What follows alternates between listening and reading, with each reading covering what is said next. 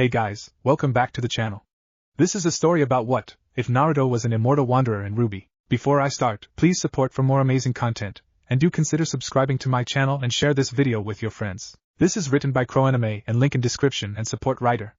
Let's start the video. Plunk, plunk, plunk. You know that's a little obnoxious, right? A blonde girl next to Naruto suddenly asked.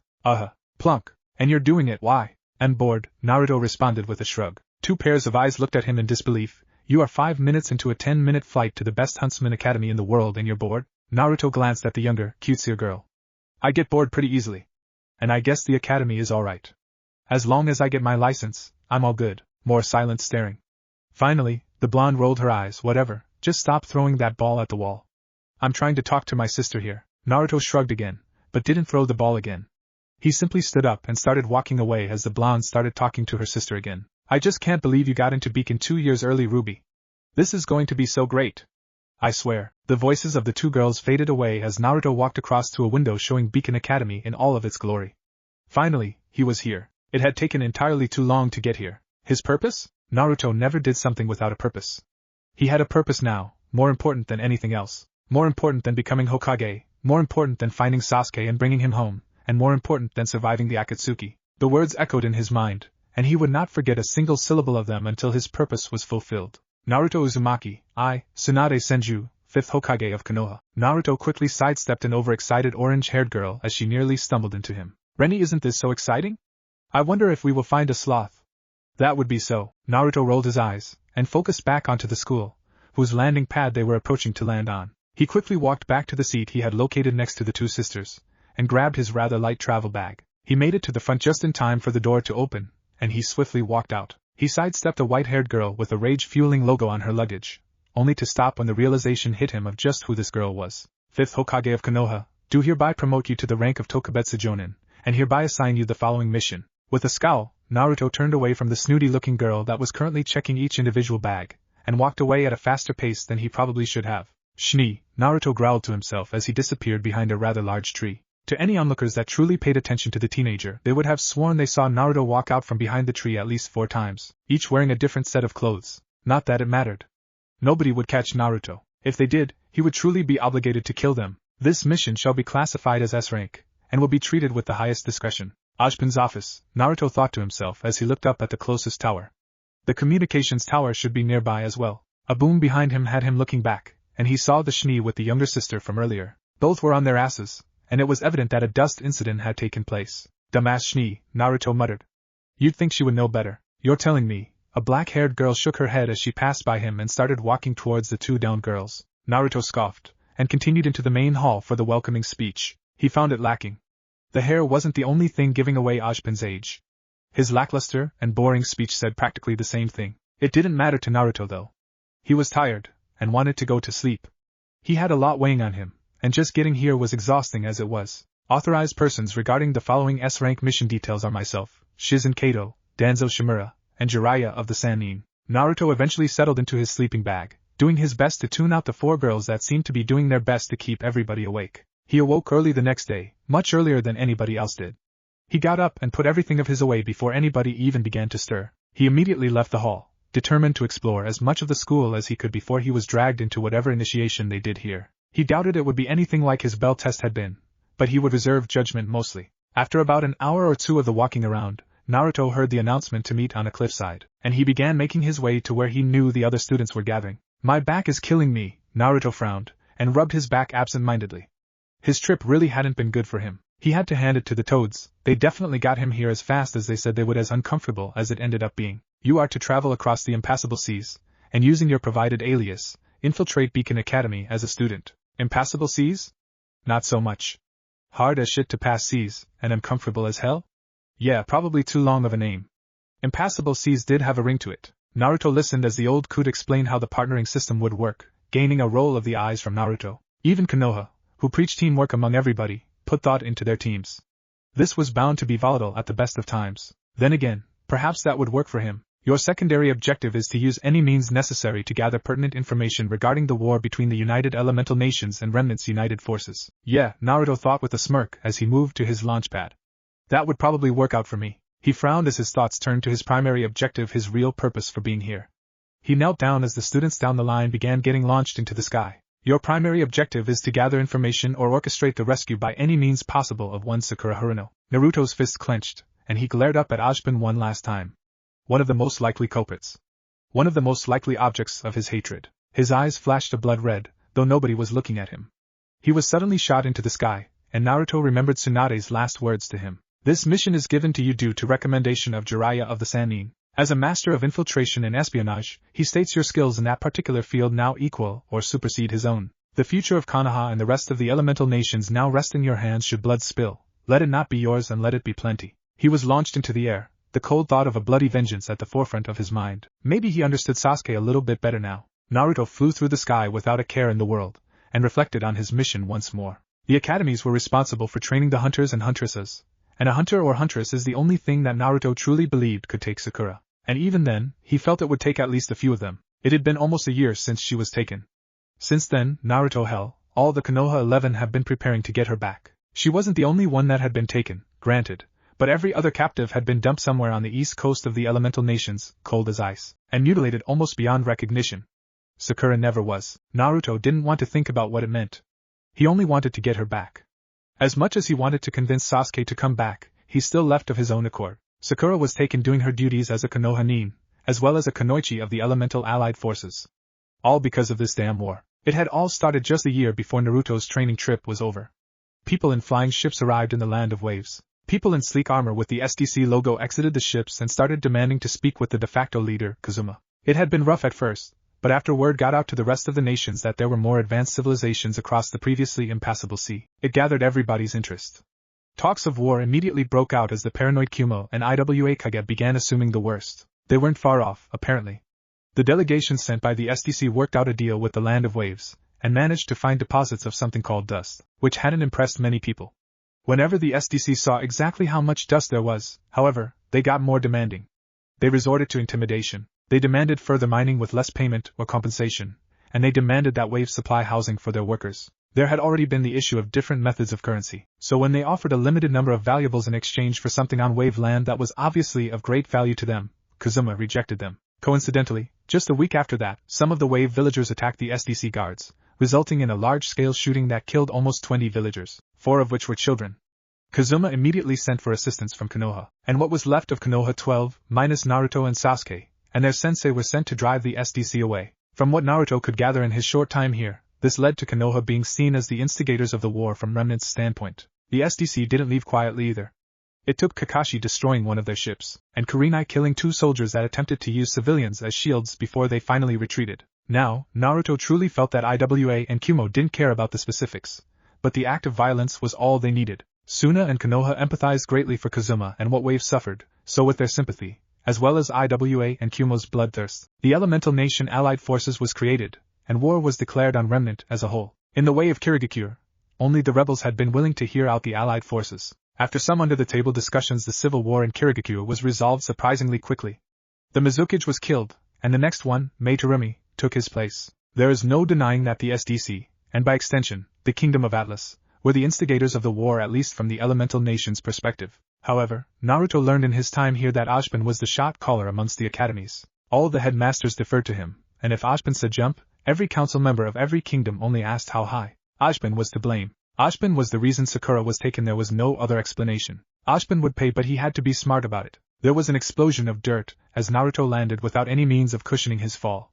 He didn't need to hide that at the very least. He'd spent the last few weeks learning, much to his displeasure, about the differences between Remnant and the Elemental Nations.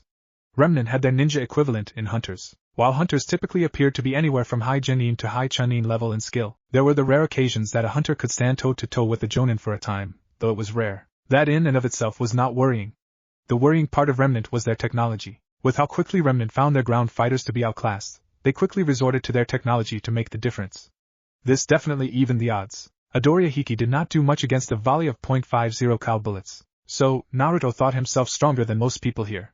The issue with this was their aura. Each hunter and huntress only had one specific ability that they mastered throughout their lives. It's what limited them, but it also allowed there to be more of them. So, the problem lied therein what Naruto would claim to be his semblance. He wasn't always the smartest, but he was smart enough to decide to go with what would be the hardest to hide. With that in mind, he chose his semblance rather easily. Luckily, it made the need to hide his physical prowess obsolete. With these thoughts wrapped up in his mind, Naruto quickly fished out a pair of sunglasses and threw them on before dashing off into the distance. His speed was something that not many could keep up with, but definitely not his fastest pace. He had no clue who he would want his partner to be, but there were at least 3 he wanted to avoid of the ones he had gathered info on. Why Schnee, enough said. Blake Belladonna, entirely too observant and a possible faunus. Her senses would make things difficult if he got too far in. Carden Winchester, if he killed the obnoxious brat, he would be too likely a suspect. Other than those 3, he didn't really have much of a preference. The blonde girl would be nice as it would give him somebody to joke around with, but he also wanted to avoid personal connections if at all possible. He wouldn't delude himself into the belief that everybody from Remnant was evil, but they were at war. He couldn't befriend somebody just to betray them. That would hurt more than anything he'd ever done to betray a friend. Even after his time in combat, it still went against everything he stood for. The only reason he even wanted this espionage mission was because of Sakura. Everything he learned from Jiraiya made him the second best infiltrator in Konoha. It was the ideals behind it that prevented him from doing such things happily, however. To gain people's trust, only to use everything they said around you against them, it felt low. He knew it would be unavoidable on this mission, but he didn't want to do such things to a good person. Maybe that young person would be best not to partner with.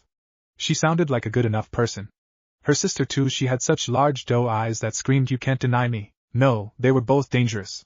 Likely too easy to like for him to be partnered or team with. It was looking like that Carden guy or his friends would have to be his goal. "You look like you're thinking pretty hard," a voice called out next to him. Considering he was running at about 15 to 20 miles an hour, this was extremely shocking to him. Gah! Naruto slid to a stop and adopted a fighting pose. "Speak of the devil and they shall appear." "Shit. Whoa there, guy." A red and black clad girl laughed at him as she too fluttered to a stop. "Didn't mean to scare you." Naruto met her silver eyes hesitantly. "I'm Ruby." The girl stuck out a hand. "Guess we are partners." Her eyes sparkled in the friendliest of manners as she said this. "Fuck that." "Nope." Naruto turned around and began walking away. "Hey!" Ruby shouted out. "Where are you going?" "Nope." Naruto called out over his shoulder. "Didn't meet each other." "Sorry, Rudy. It's Ruby."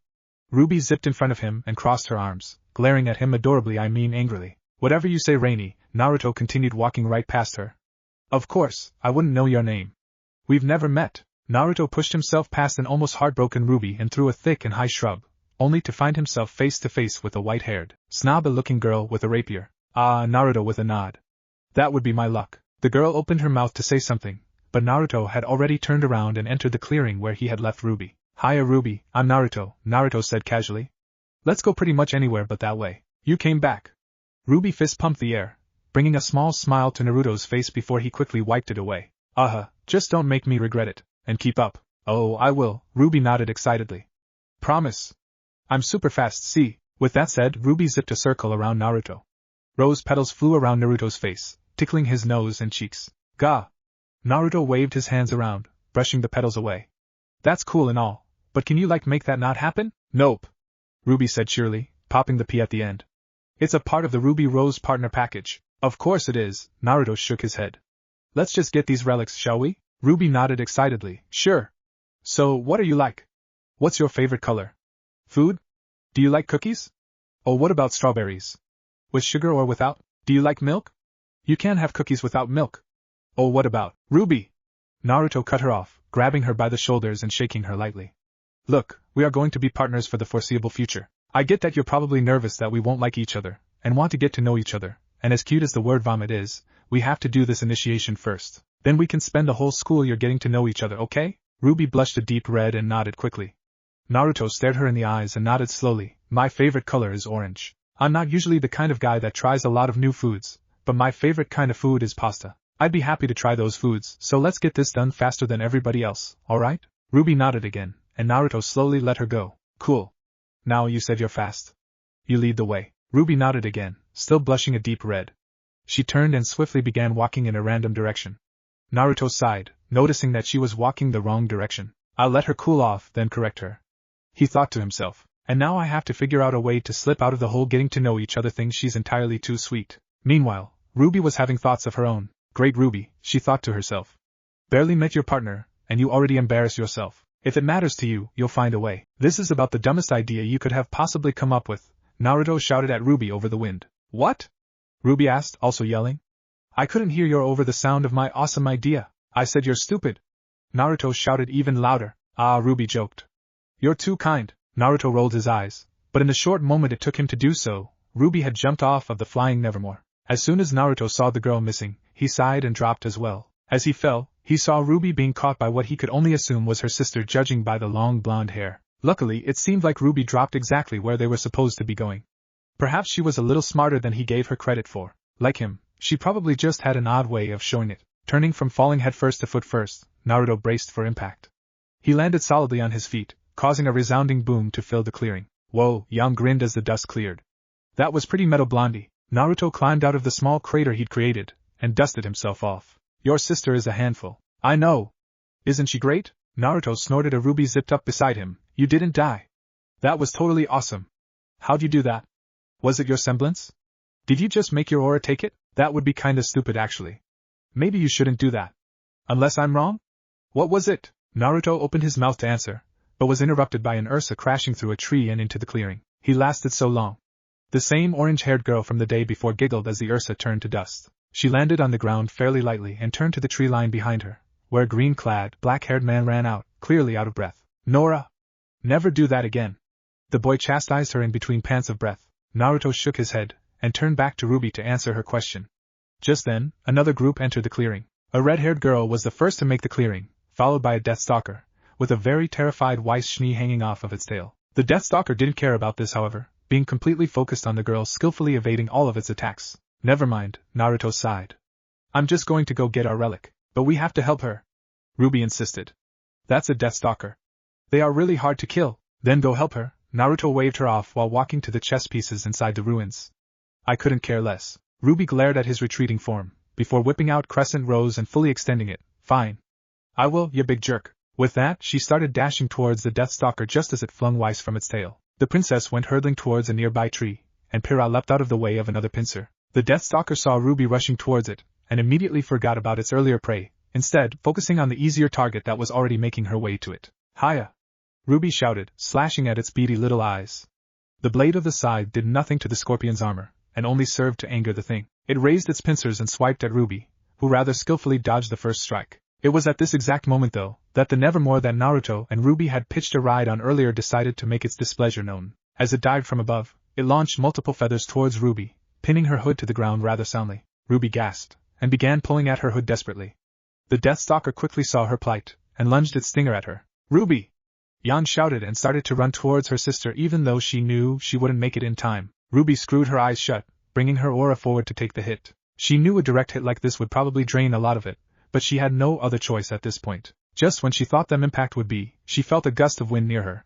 The pain from impact never hit her, and she opened her eyes in confusion. You know, when I said go help her, I kind of meant without getting yourself killed. Naruto was standing in front of her, holding the stinger in his hands. He quickly kicked out with one foot, catching the front underside of the grim and lifting it almost a foot off the ground. He then switched his feet, kicking with the other leg and launching the Deathstalker back a few feet.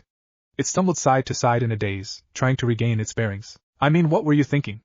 Naruto turned to look at her, his hands on his hips. Ruby couldn't see his eyes behind his glasses, but she knew they were reflecting disappointment. Ruby started to say, but couldn't bring words to her mouth. Look, Rose, Naruto shook his head. You're fast, and you're obviously good if you got accepted 2 years early. Everybody has their strengths and weaknesses, so don't forget yours just because you want to impress people. You're going to need a lot more force to get through that armor than a bladed weapon can get you. Ruby nodded, and Naruto leaned down, pulling the feathers out of her hood and yanking her to her feet. So, with that in mind, what do you think we should do? Naruto asked as he glanced over at Weiss disdainfully. Luckily, the girl already knew what should be done. She leapt off the tree and towards the Deathstalker.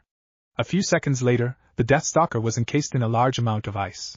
It would hold it for a few minutes at least. Well, Ruby said, we have all of our relics, so there's no point in hanging out. We probably shouldn't fight both a Deathstalker and a Nevermore, so let's just get out of here. Good plan, Naruto smiled. After you, Squirt. Ruby groaned, then zipped towards the top of a nearby hill. Come on, guys. Let's get out of here. Beats getting eaten, said Blake, who up until this point hadn't introduced herself. She appeared to be partnered with Yang, however. Naruto nodded in agreement. Let's go then. They traveled as far and fast as they could, and made it all the way to the cliffside nearest to Beacon before the Deathstalker caught up and they ran out of foliage to conceal them from the Nevermore. How do you guys want to split this up? Naruto asked as the Nevermore perched itself on a temple hanging over a ravine. I'm no good at range, Rin shrugged. I'm sticking with Rennie, Nora nudged her friend. Plus, Mjolnir should work good on the Deathstalker. Should work well, Rin muttered to correct her, but Nora ignored him. My eyes should work well on the Deathstalker as well, Wise said haughtily. And with Pyrrha as my partner, I feel that she should work with me as well. Naruto rolled his eyes, wonderful. That leaves the Flying Grim with a scythe wielder, 2 tanks, and a bow-wearing ninja. Everybody's eyes snapped towards him. Not a ninja! Ruby hissed, her eyes narrowing at him angrily. Yang's gaze echoed hers, and even Blake seemed offended by the words. Wise scowled, Pyrrha looked surprised, and only Rin and Nora seemed to not have any negative reaction to the words. Right, Naruto quickly corrected. He'd effectively done the equivalent of joking about an IWA Nin being as fast as the yellow flash in the heart of IWA itself. Bad choice of words. A scythe wielder, 2 tanks, and a stealth specialist. Ruby nodded slowly, her eyes still containing an unfamiliar heat to them. Crescent Rose is a sniper too anyway. I can hit it. A sniper too? Naruto's eyebrows raised. Any particular reason for that combination? Fast, deadly, keeps them at a distance, and not many things are faster than a .50 cal bullet. Not many things are faster than a .50 cal bullet. The words echoed in Naruto's mind. No common Grim was faster than any bullet. He knew exactly what she meant now. Great, Naruto thought to himself sadly. He would try not to think less of them, but it reaffirmed his belief that a narrative painting the elemental nations in a bad light was being spun in Remnant just as the opposite happened in the elemental nations. He almost wondered which was the truth. The reminder of Sakura's kidnapping easily told him his answer, however. His truth was the truth. Sakura was kidnapped, end of story. Kingdoms would burn if they had to regardless of who their citizens were. And how did you know I was a stealth specialist? Blake asked curiously. Naruto shrugged. You're light on your feet, you carry a light weapon, and you're good at blending into a crowd. It's something I've only ever really seen in stealth specialists, and them. He had to play his part, as difficult as it may be. Words like ninja, shinobi, kunoichi, he couldn't casually throw them around without a negative connotation anymore. He had to make sure he kept up his act. It had been so long since he'd done any espionage training with Jiraiya that he'd almost forgotten the most important lesson. Submerge yourself into your character. Become what you're supposed to be. In IWA, you have to hate Konoha. In the mist, hate those with Kekkai Genkai. In the land of iron, you need to be the utmost respectful. Above all else, remember what and who surrounds you, and never speak before you think. Them? Ruby asked with a scowl. Yes, Naruto nodded. The Deathstalker crashed through the trees behind them, indicating that their time was up. Let's finish this first. Ruby nodded hesitantly, and everybody burst into motion. Weiss, Pyrrha, Rin, and Nora immediately moved to engage the Deathstalker, while Naruto, Ruby, Yang, and Blake ran towards the Nevermore still perched on the temple. Ruby deployed Crescent Rose, and Naruto immediately grabbed it as close to the top of the shaft. Eh? Ruby stared at his hand in shock. Ready to fly? Naruto smirked. As soon as he saw Ruby's returning playful grin, Naruto spun. He dragged Ruby around in 2 quick spins by Crescent Rose shaft, before letting go and launching her at the Nevermore. Yoo-hoo! Ruby shouted in joy as she continued to spin.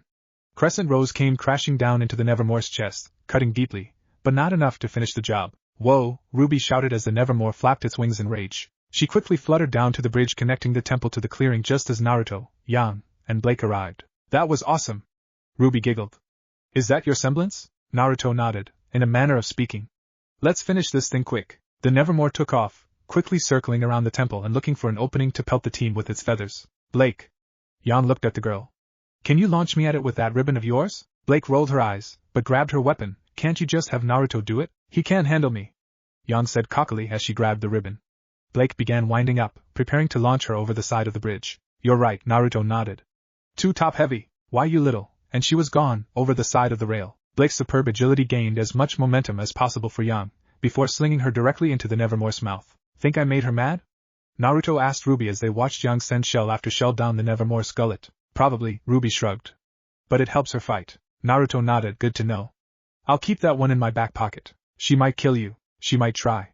That earned him a giggle. The Nevermore came crashing down on the other side of the temple, shaking the entire structure. Naruto and Ruby immediately began running towards it while Yang gained distance. They stopped once Ruby got in a proper position to shoot it. I have an idea! Ruby shouted in between shots aimed for the Nevermore's eyes. Is it a good one? Naruto responded, waiting to hear said plan. I hope so. Ruby fired one last shot. None landed in the eyes, but there was no denying they pissed the bird off. How strong are you? Naruto smirked, and Ruby got to explaining her plan. It was rough, but luckily Naruto was good enough to circumvent the issues. Ruby stayed in position, while Naruto stilled for a moment. After only a few seconds, Naruto began sprinting towards the Nevermore.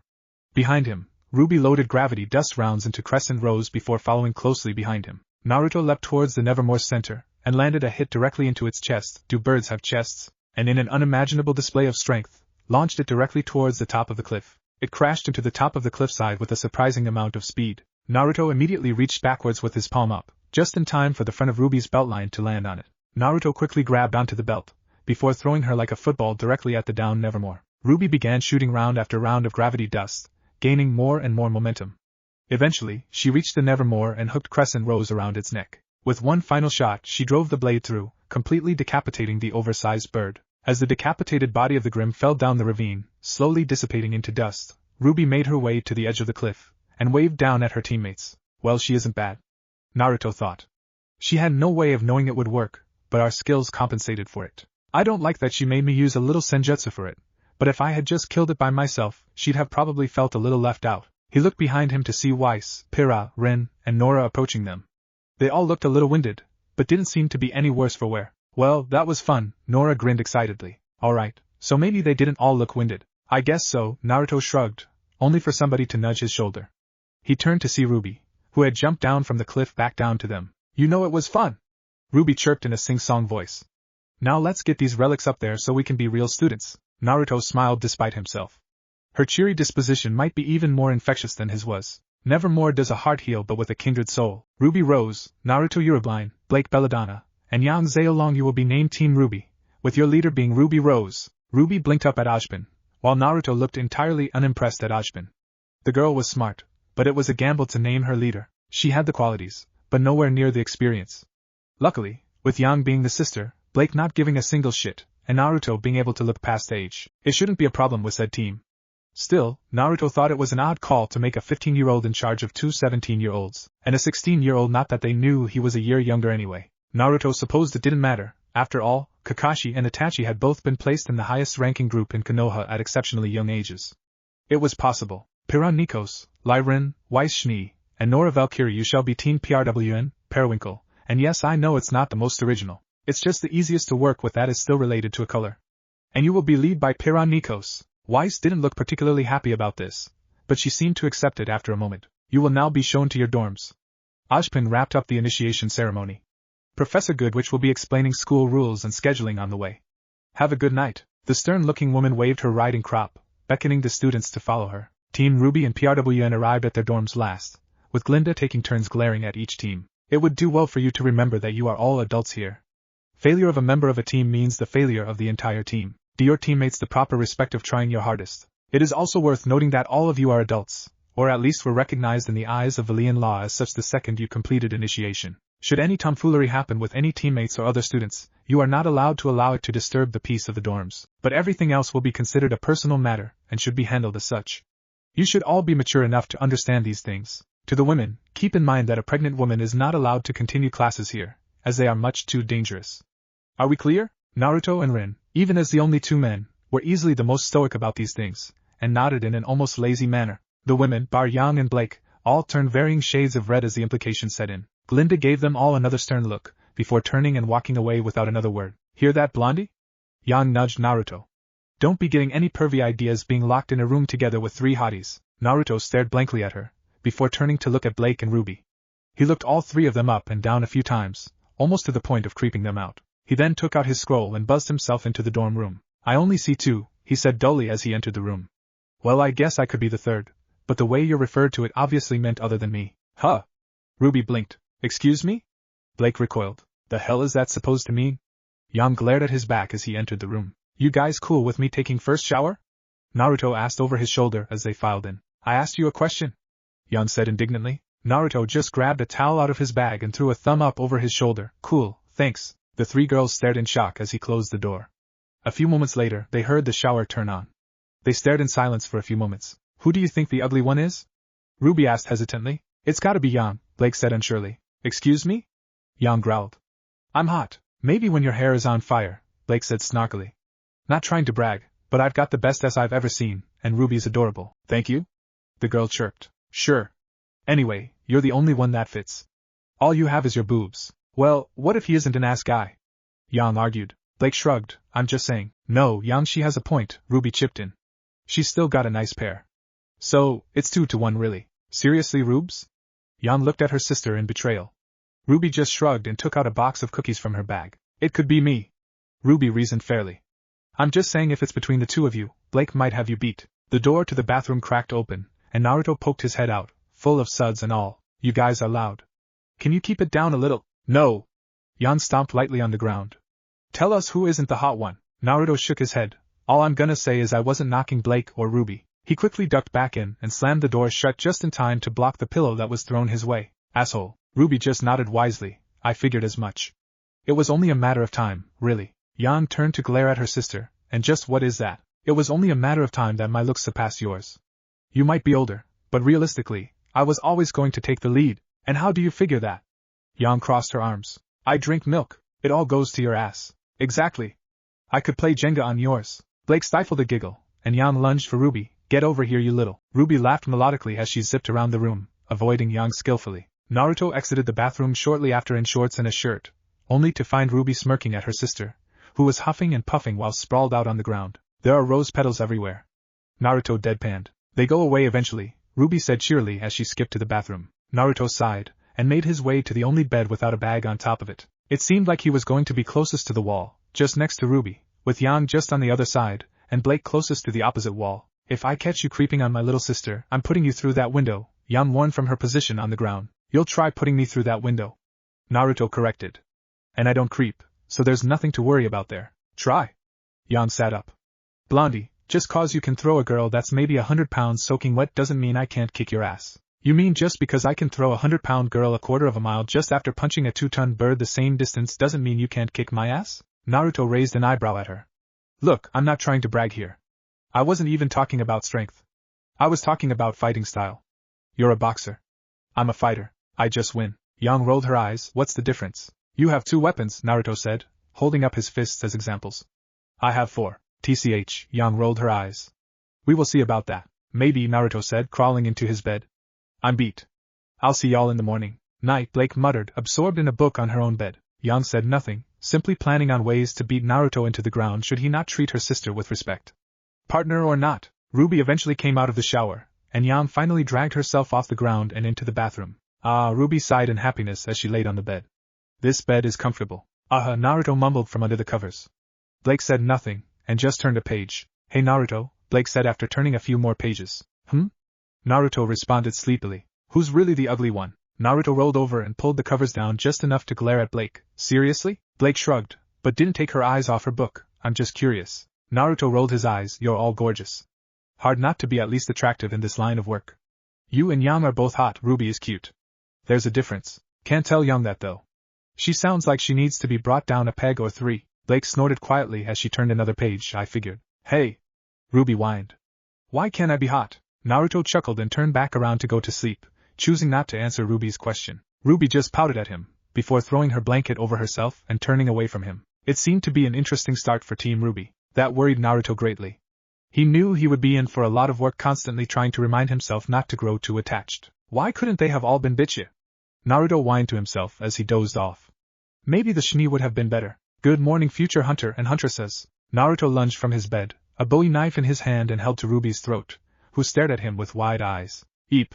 Ruby backpedaled into the wall, when Naruto followed with every step, a cold look in his eyes. What the hell are you doing? Yan shouted from her bed. The sound of a second slightly familiar voice jolted Naruto from his half-asleep state. He took a step back, removing his knife from Ruby's neck and lowering it. Shit! Naruto hissed. I am sorry. I didn't expect. Ruby stared at him with fearful eyes, her hands pressed flat against the wall as she struggled to control her breathing. By this time, Yan had already scrambled off her bed and rushed to stand between Naruto and Ruby. What the fuck was that? Yan glared at him, her eyes glowing a crimson red. Naruto struggled for an answer. Alias cover story what fits? I travel and I always sleep outside. Noises they just usually mean grim. I just didn't expect it, I'm sorry. Yang's glare didn't lessen much, but her eyes quickly reverted back to their lilac color. Yeah, well, you'd better remember that you're sleeping in a room with people now. You can't just attack first, ask questions later. If you hurt my sister, I won't, Naruto said quickly, throwing his knife onto his bed. It won't happen again. It surprised me is all. Yang said nothing, and turned to Ruby. Hey Rubes, you alright? Ruby nodded rapidly, her eyes never leaving Naruto's knife. Yeah, I'm fine, I just wanted to make sure everybody got up early. To be fair, Blake said from her end of the dorm. Everybody looked at her and found that she too was out of bed and had been poised to jump out of the window. You kinda scared the shit out of me too. Ruby nodded, her heart rate finally lowering to manageable levels. Yeah. Probably not the smartest of me. I'm sorry. No harm, Blake shook her head, relaxing back into her bed. Just a maybe let's not do that. I don't need Naruto killing me when you wake him up if he sees me jumping around in shock too. Not funny, Yang glared at the black-haired woman. She turned to Naruto again. If I go pee, are you gonna try and slice my sister to ribbons? Naruto shook his head, and sat down on his bed. He rubbed his face to his hands while Yang walked towards the bathroom, her cautious eyes never leaving Naruto's form. Naruto sighed when the door to the bathroom finally closed. Ruby took a step closer to Naruto, who looked up at her sharply. Ruby hesitated, not wanting to get any closer to Naruto with him acting as jumpy as he was. I'm really sorry, Naruto. I didn't know that you were such a cautious sleeper. I would have never. Not your fault, Naruto reassured her, relaxing slightly when he saw Ruby's hesitation. She had definitely awoken him with a shock. Okay, Ruby muttered. Well, hopefully today's classes are better than our morning, huh? Well, now that you say that. Naruto rolled his eyes jokingly. It will be the worst day imaginable. You jinxed it. Ruby smiled, despite her mind still on what had happened just moments before. Why do I get the feeling, Ruby thought to herself, that he knew I wasn't a Grimm, and it still didn't matter until he realized I was somebody he knew. Reaction is brought by habit. 'Tis a slippery slope for the darkened soul. In Naruto's eyes, his words that morning couldn't have been truer. Their first class was history with a Professor Oblek. Turns out this Oblek person was actually going to revolve most of his class around the war. Amazing how war turns priorities, isn't it? And so, in an effort to find larger dust deposits, and limit the dangers of mining deeper and deeper, the SDC managed to convince the council to explore west of Sanus. Exploration had previously been ignored due to the dangers the waters presented. For reasons still unknown to this day, the seas west of Sanus are incredibly prone to whirlpools of devastating power. Now, we have had the proper technological advances for years, but the threat of Grimm and the lack of contact from any other civilizations put the idea of exploring out of most people's minds. The desire for more readily accessible dust, though, brought the idea to the forefront. Not a bad reason to explore, Naruto granted. Working conditions for Faunus workers and the threat of the Grimm were definitely good reasons. The elemental nations were still unsure as to why the Grimm have never been spotted on their continent, but the fact remained that they did not have the same issue as Remnant did. So, the SDC exploration unit found themselves landing in a much larger piece of land than anybody ever expected. This was later known to be called by the elemental nations as the Land of Waves, informed us, and this was only the tip of the iceberg. Now, the Land of Waves seemed perfectly agreeable to allow the SDC to explore and drill for dust deposits. The elemental nations are nowhere near as advanced as we are, so the people of Wave actually seemed curious. That was until a specific nation, or hidden village as they claimed themselves to be, arrived to push the SDC out. Can anybody tell me which hidden village this was? Many hands shot up, with Yang and Ruby being the most determined volunteers. Yes, Ms. Sayalong? Oblek called out on Yang. Konoha, or the village hidden in the leaves. Correct, Oblek nodded. Konoha claimed themselves to be allied with the Land of Waves, and ordered the SDC to depart immediately. Having had no prompting from Wave that they needed to leave, the leaders of the expedition denied Konoha's demands. This was when Konoha gave us the first taste of what they are capable of. Does anybody know the fundamental differences between our methods of fighting as hunters, and their methods of fighting as shinobi, or ninja? Less hands shot up, but still plenty. Weiss was called upon this time. The people of the elemental nations use an energy they call chakra, whereas we use aura. Aura is primarily defensive in nature, while chakra has been found to be offensive in nature. Indeed, Oblek smiled. Now, does anybody know what the actual differences are? When nobody raised their hand, Oblek nodded. I thought not. This is new research in fact, so I would have been surprised if any of you did know. Research has shown that aura is in fact two separate forces in our body. One source of energy heals us and shields us from damage, while another takes form in something that represents us, which we call a semblance. This is fairly simple and easy for hunters and huntresses to manage, with training of course. Chakra, however, is a culmination of these two forces, which allows more unique things to be done with it. This does, though, seem to have the drawback of not having many protective properties unless shinobi are trained to actively achieve such a property with their chakra. So, it's the same energy? Blake asked suddenly. Oblek nodded. That is what new research has shown us, yes. It all seems to come from our soul. And how was that revealed to you all? Naruto thought bitterly. By ripping shinobi and kunoichi apart piece by piece just to see how we tick differently? Now, Oblek attempted to get back on subject.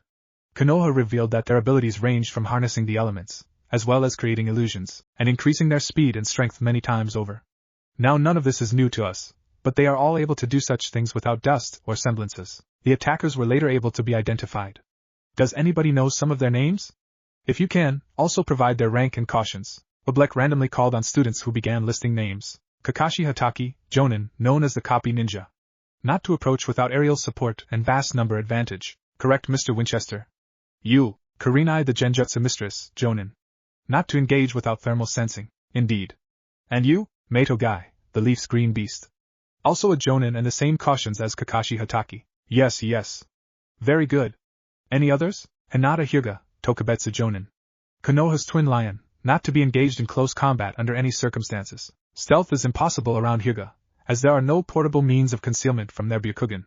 Their fighting style is called the Gentle Fist. While not as effective against aura users as it's been reported to be against other shinobi, they are able to bypass our aura and directly damage our internal organs. This was answered by Ruby, surprisingly.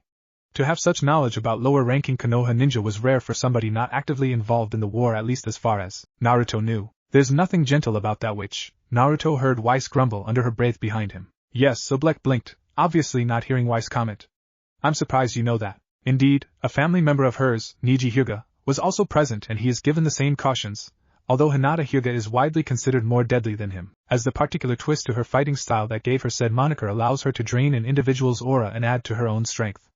Any others other than Miss Rose? When nobody raised their hand, Oblek nodded. Information on a village's ninja is limited if they are not in the bingo book. Luckily, most ninja are added to the bingo book after they achieve the rank of Chunin. Prior to war with Remnant, it was the village's way of removing threats without declaring war. Bounties were put on strong ninja and if met on the battlefield, combat between them usually ensued. Now, after driving the SDC expedition away, Konoha seemed to be one of the more docile villages, suggesting that they really only cared that we were on their allies' land. After the start of the war, however, this changed. Is there anybody here that is informed on Konoha as a whole? Ruby's hand shot up, and based on the cold look in her eye, Naruto knew she wouldn't be having anything nice to say. Yes, Miss Rose? Oblek frowned as he called on her. From what I've read of our information gathered from the elemental nations, Konoha remains the only village that has not lost any of the great shinobi wars. Konoha was also the first village to be founded.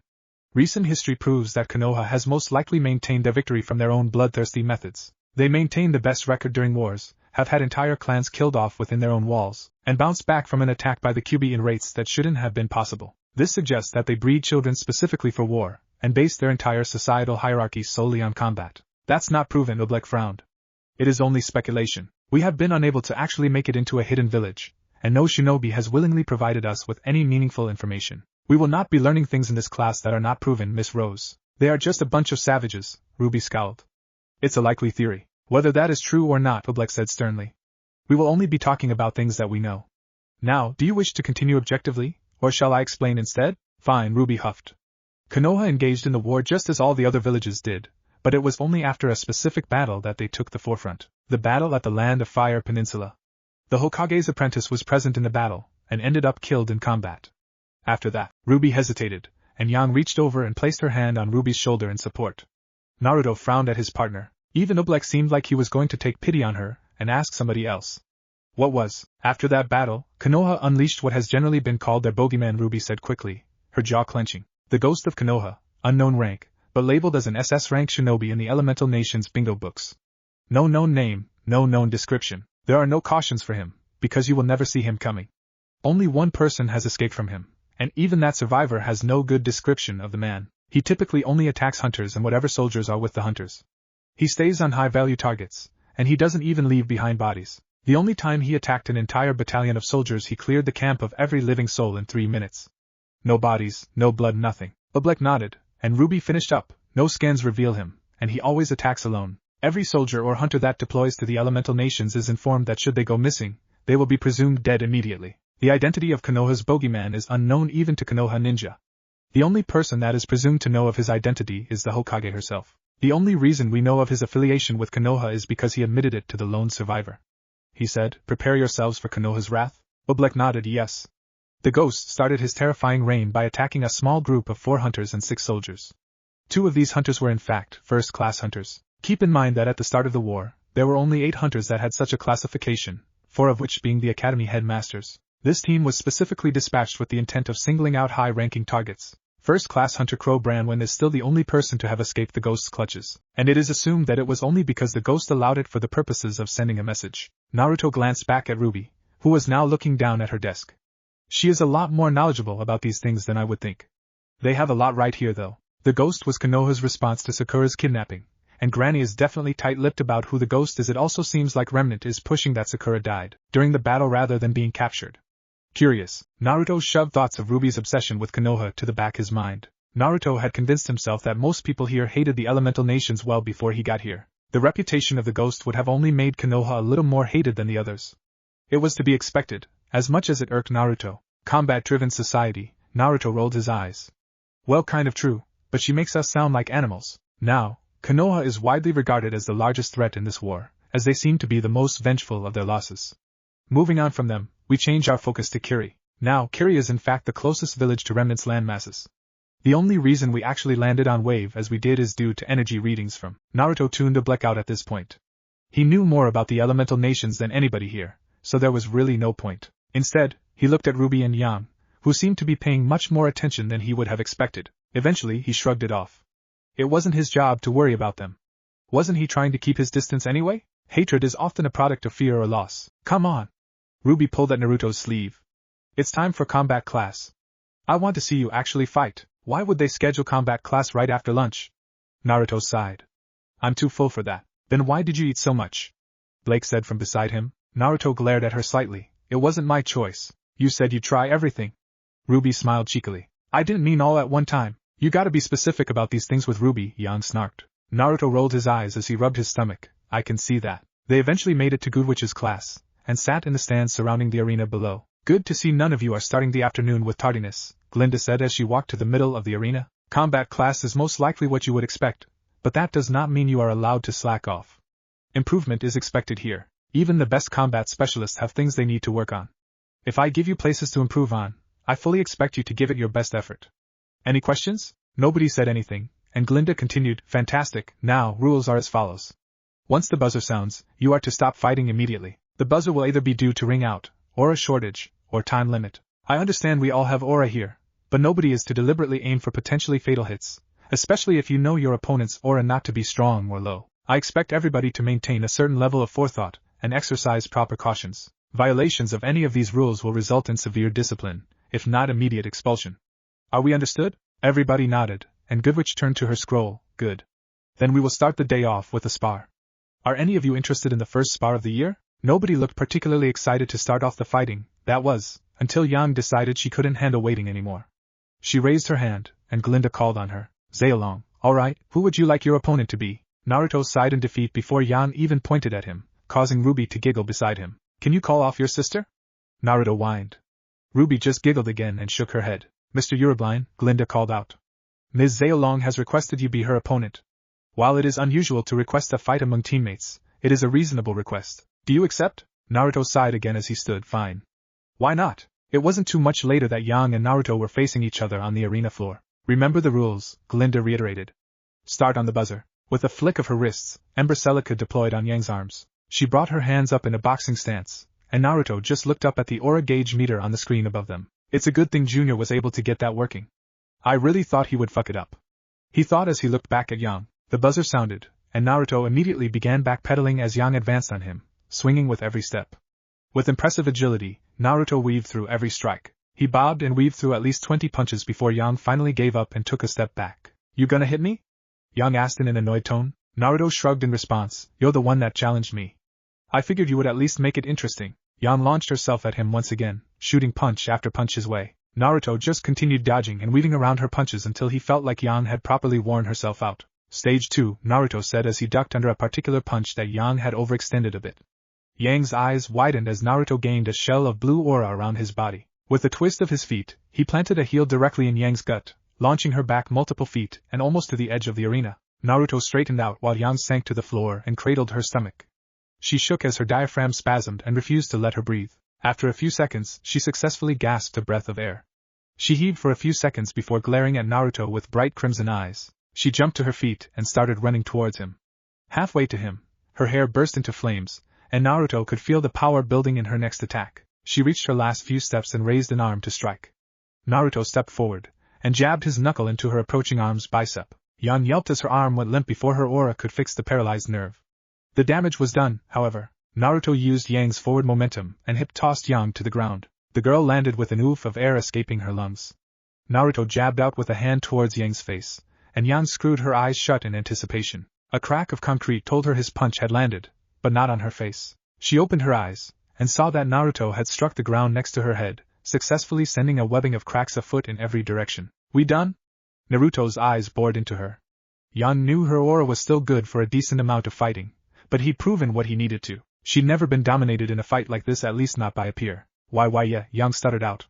With an audible gulp, she added, I'm good. Naruto rolled his eyes and pulled Yang to her feet. What? No flirty comments? Yang just shook her head meekly. Am I correct in assuming that Mr. Urubline won by forfeit? Glinda asked in an annoyed tone from the sidelines. Yep. Yang chirped before turning around and speed walking to the locker room with an odd stiffness to her legs. Naruto just sighed and returned to the stands. Luckily, he had no weapon to put up. You kicked her ass, Blake said stoically. Ruby nodded excitedly. I've never seen anybody beat Yang that quick. Well, other than our dad. How did you do it? How are you so good at fighting? Naruto shrugged. I've spent a lot of time in Mistral. I learned from a wandering martial artist that took me in. He taught kung fu, but I got into a lot of scraps as a kid, and after I unlocked my semblance, I had to change it up quite a bit. It's a lot more direct and physical, but I made it work for me. It's basically a bastardized martial art at this point. What even is your semblance? Yang asked as she rejoined her team. The questioning looks from Blake and Ruby told him that he wouldn't get away with not answering. Luckily, just like with his Mistral backstory, he knew what to say. I call it the Deadly Trinity. Naruto smiled. I've been told it's one of the more impressive semblances. My strength, speed, and reflexes are about 3 times as strong as what my body would typically be for the average person. That's just my base level, or what I call Stage 1. Stage 2 squares Stage 1, putting me at about 9 times that. Stage 3 cubes Stage 1, putting me at about 27 times that amount. Stage 2 I can get fairly easily, but Stage 3 takes a bit of me focusing my aura before I can get to it. That is busted. Yang crossed her arms and started pouting. All I can do is hit people harder after they've hit me. Wah! Ruby threw her arms up into the air. How can you complain? All I can do is go faster. He gets to do that and more. Naruto chuckled. Your semblances are cool. Anything above Stage 1 eats the crap out of my aura, so I try not to use it that much. Can we race? Ruby asked excitedly. I haven't met any other speed semblances. You're close enough. 27 times the average human speed is like more than 200 miles an hour.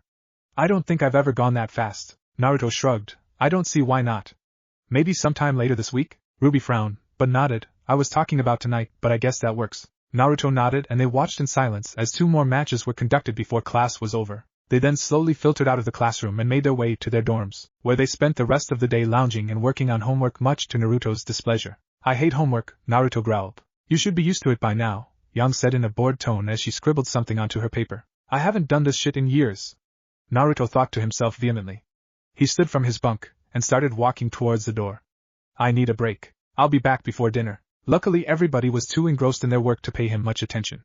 It was just what he needed. He quickly made his way to a rooftop, where he did a quick scan to make sure nobody would be watching. Not wasting any time, Naruto whipped out a scroll and began writing his findings since he's arrived on Remnant Land for his Hokage. It wasn't much, but there was still plenty of information to be delivered. After finishing, he glanced around again before biting his thumb and putting said scroll in between his hands. He formed seals around the scroll as well as he could, and pressed the scroll forward while pressed between his thumbs. In a small burst of smoke, the scroll disappeared. It was now on Mount Maiboku, where his toads would deliver it to Tsunade directly. Having that taken care of, Naruto felt much more relaxed. Keeping a steady stream of information going to Tsunade would be the key to success for this mission. It was truly possible for his cover to be blown any moment, and while he didn't think that he would be caught even if said cover was blown, he wouldn't risk his home's safety for that belief. With his task completed, he began walking back to his team's dorm. He still had to finish that damned homework. It had been a few weeks since Team Ruby had started their classes.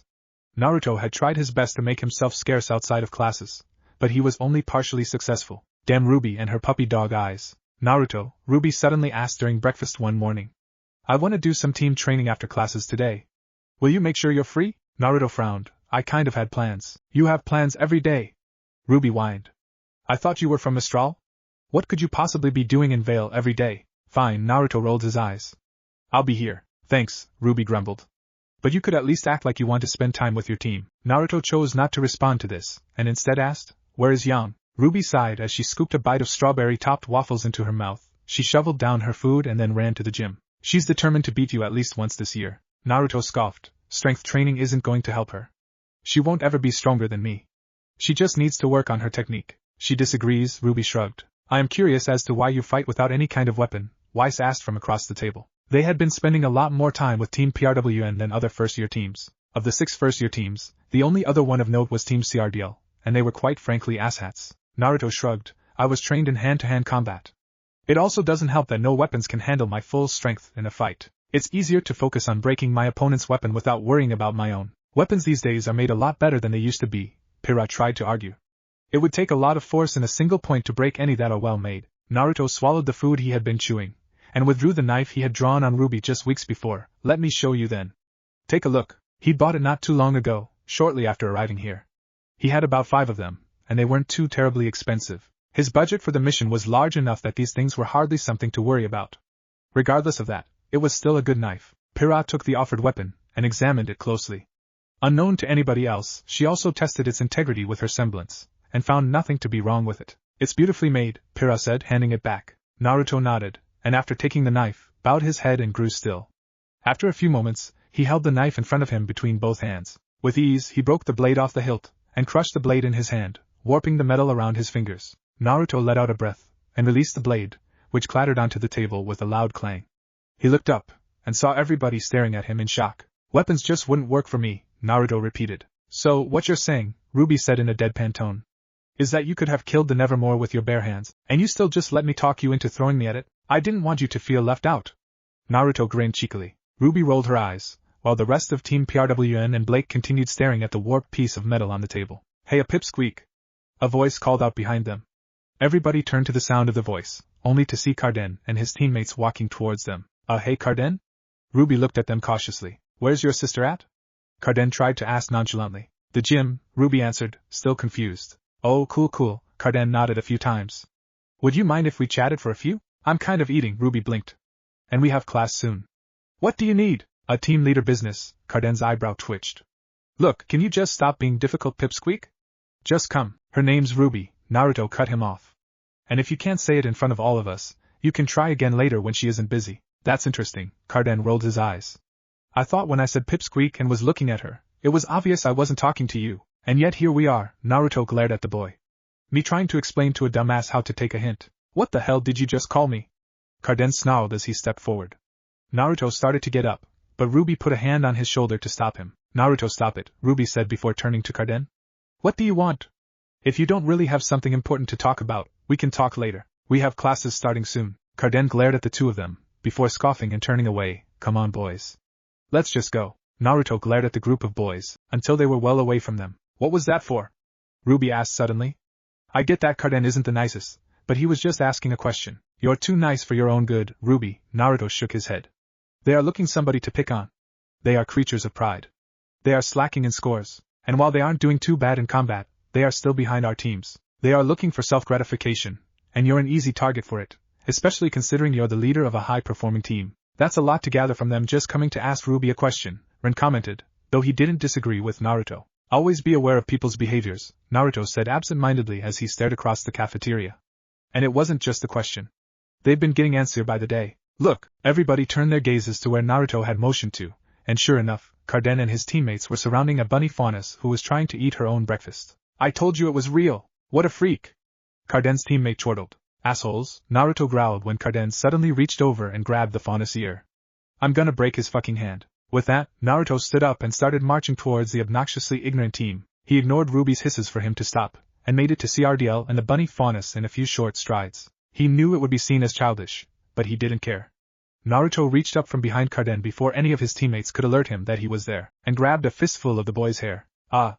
Carden yelled out as he was forced backwards from the force Naruto was pulling on his hair with. Doesn't feel good, does it? Naruto asked mockingly. I can only imagine how much worse it would hurt if you had something that was flesh, blood, and nerves for me to yank instead. Dove, Sky, and Russell all jumped over the table, intent on teaching Naruto why he shouldn't mess with them. There was sure to be a lesson learned, they just didn't expect Naruto to be the teacher. Dove swung for Naruto's head, who simply yanked on Carden's hair, moving his head into the way of the punch. Gah! Carden shouted in pain as Dove's fist connected with his cheek. Try again, Naruto smirked, and Russell threw a punch at Naruto's gut. Naruto let the strike land without so much as a flinch, and returned with a kick that launched Russell back over the table before the boy could realize his attack hadn't fazed Naruto in the slightest. Sky seemed to be having second thoughts about attacking Naruto after seeing how the last two went. He just kept his fists raised, and waited for Naruto to make a move. Dove too decided to wait before embarrassing himself again. Apologize. Naruto tightened his grip on Carden's hair, bringing him to his knees in front of the rabbit faunus. Fuck you, man. Naruto jabbed a thumb into Carden's collarbone, earning a pain-filled squeal. I said apologize? Mister, you're a blind. Glinda Guwich's voice echoed through the cafeteria. Naruto looked up towards the woman. Release him this instant. No can do, Professor. Naruto shook his head. See, this man here decided to engage in harmful physical contact with a student without asking her for permission for a spar. Being the generous man I am, I decided to take her place as I'm sure she was trying to enjoy her breakfast. At least, I'm sure that Mr. Winchester was looking for a spar, as the only other alternative would be that he was assaulting a student. At the last words, Naruto yanked Carden's head back viciously. Glinda pursed her lips while glaring at Naruto. You and I both know that isn't what has occurred here. Release him now. But if you know that, Professor, then why didn't you intervene sooner? Naruto raised an eyebrow. Glinda narrowed her eyes and drew her riding crop. Mr. Urubline, release Mr. Winchester or I will release him for you. She was met with a glare for a moment, and just as she was about to carry through with her promise, Naruto made his decision. He scowled, but let the boy go. He leaned down to whisper into the boy's ear, if I find out that you haven't apologized to her by our next combat class on Monday, I'll personally challenge you and make you wish that you did. Carden didn't answer, too embarrassed to risk meeting anybody's eye in the cafeteria. Naruto ignored him, as well as everybody else staring at them, and turned to the faunus who was still looking rather shocked about the whole thing. Hey, Naruto said gently. Are you alright? Do your ears hurt? The girl shook her head. I am fine. I just didn't want to. I know, Naruto smiled. You're a second year. I know you could have handled it no problem. I just didn't want you to have to. The girl blushed slightly, then nodded. And my name's Velvet. Nice to meet you, Velvet. Naruto held out a hand, which she took. My name's Naruto. Velvet nodded. Thank you again. Naruto nodded, before turning to walk back to his team. Mr. Urubline, you will be having a meeting with the headmaster and I in 30 minutes, Glinda hissed at him as he passed by. Naruto locked eyes with her as he passed her, but otherwise barely acknowledging her existence. He made it back to his table and retook his seat next to Ruby. As he was sitting down, he saw Glinda start walking off in a huff. That was a stupid risk, Weiss scoffed. Nowhere near worth it. In what world is putting an arrogant prick in his place not worth it? Naruto raised an eyebrow as he sat back down.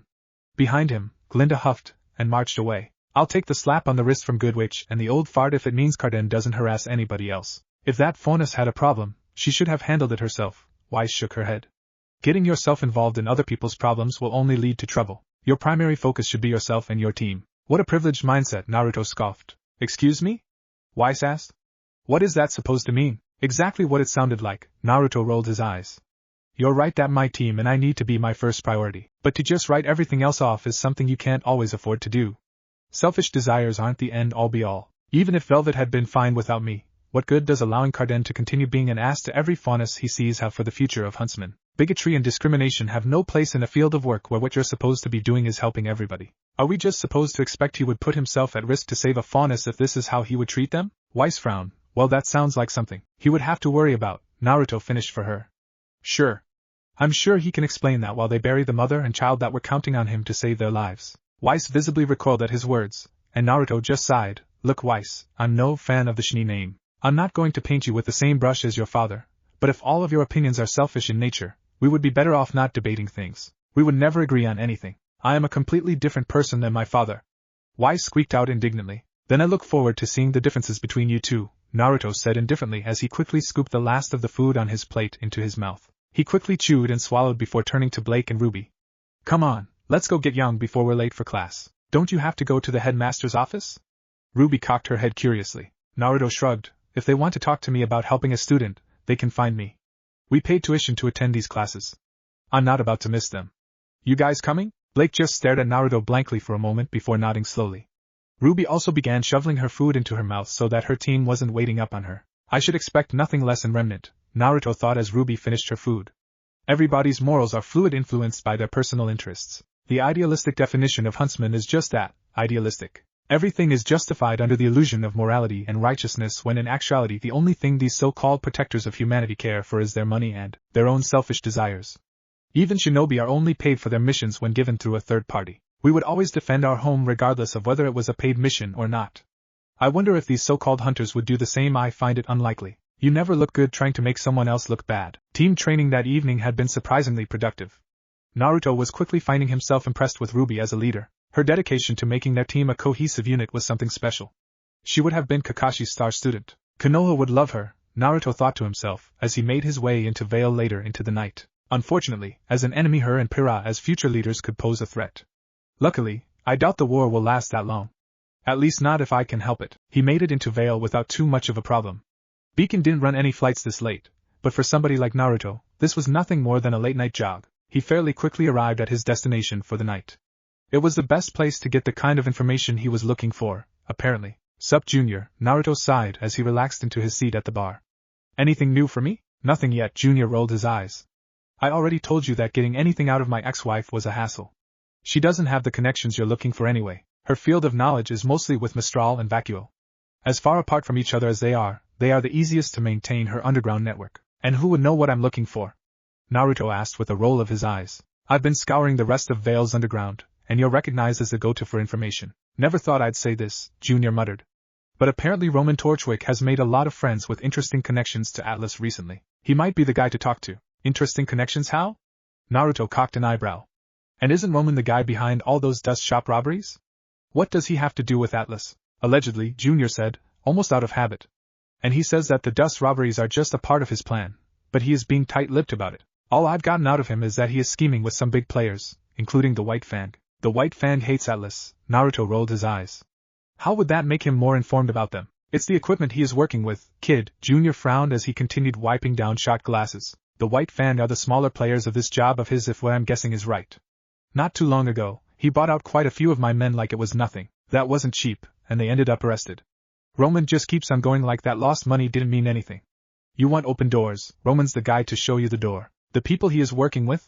They will open them. Naruto frowned and busied himself by tapping his fingers on the bar as he thought. Ruby hadn't been shy about mentioning her run-in with Torchwick, so he knew that Torchwick was likely in on something a little bigger than just robbing dust shops. The ship they were in did sound like it would have to have been stolen from either Atlas or Vale. The mystery woman was a complete unknown. She could just have a fire semblance. Or she could be a shinobi for all he knew. Naruto was pretty sure he was the first shinobi on remnant soil, but he wasn't willing to rule out the possibility of another village getting somebody over here without notifying the Allied Elemental Nations Council. Konoha definitely hadn't told the council about his mission. Do you know how I can get in contact with him? Junior shrugged. I can send word out, but it won't be cheap. He might not even want to deal with you. What if I were to make this big plan of his easier for him? Naruto said hesitantly. He didn't want to get into any messes, but his mission was paramount. You're willing to get your hands dirty for him? Junior scoffed. The stuff he is doing isn't exactly healthy for a spy's cover, you know. He opens a door for me. I open a door for him. Naruto shrugged. A shinobi's skills will get him things that he would have to spend a fortune for otherwise. Junior regarded him for a moment before shrugging again. What should I tell him? What do you have to offer? Just tell him you have a person looking for work, Naruto said after a moment of thought. Tell him I work best alone, and that I am good at infiltration and combat. I'll trust you to fill in the blanks, but no telling anybody where you're from, Junior said with a shake of his head as he poured Naruto a shot of whiskey. I know, kid. Good, Naruto smirked as he downed the shot. You guys really don't have the best reputation, Junior prodded after a moment of silence. I hope I'm not making a mistake helping you guys out. I'm no fan of the government, but treason isn't something I really ever expected to take part in, kid. You've already gotten your payment, Naruto narrowed his eyes. If you flake out, I'm trained enough to kill you and take it back. And you couldn't do that after you're done with me anyway? Junior asked cautiously. Sure, I could, Naruto shrugged. But we both know that you have safeguards for things like that too. It would get down to whose safeguards are better, and that's a pissing match that I'd rather not get into. My mission was reliant on you, and now that you've provided half of your deal, it's also reliant on my continued stay here. You fuck my mission up, I kill you and take all our gold and dust back, but my mission is a failure. After my mission is over, you have no such insurances. All I can give you is assurance that contrary to popular beliefs here, Konoha values honor, and the importance of this mission makes what we paid you well worth it. Junior said nothing for a moment, and just studied the rather unoccupied club. Apparently, he decided not to comment on what Naruto said and just nodded. I'm surprised that Malachite and Militides aren't here to harass you like they usually are, Junior said with a smirk. I gave them a proper distraction. Naruto smiled before his face dropped. That didn't last very long. Let me know when Roman wants to meet. Naruto disappeared in a puff of smoke just as the doors to the club slammed open. Where'd he go? Malachite screamed out. That asshole tricked us. Militides whined. He's long gone, Junior deadpanned. What a fucking asshole. Malachite crossed her arms. Fucking girls, man, Junior sighed. Why couldn't I have had boys? After leaving Junior's, Naruto made his way into the deeper parts of the forest around Beacon. He knew there weren't any cameras out here, which was important for what he had in mind. Training. He was already strong, he knew that. He needed to be stronger still. Jiraiya and Tsunade were both confident they could destroy a decent portion of Atlas' fleet if need be, and no other Konoha ninja, save maybe Guy if he used 7 of the 8 gates, could claim that. He needed to have that advantage. He needed to be able to take anything Atlas could throw at him, as they were the leading military force of Remnant. To save Sakura, it was possible he would have to leave a trail of destruction in his wake.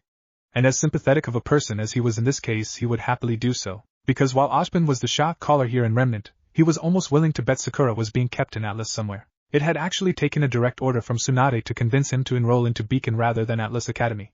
He'd been very upset with the delay this had put on him. He'd been limited to information gathering now.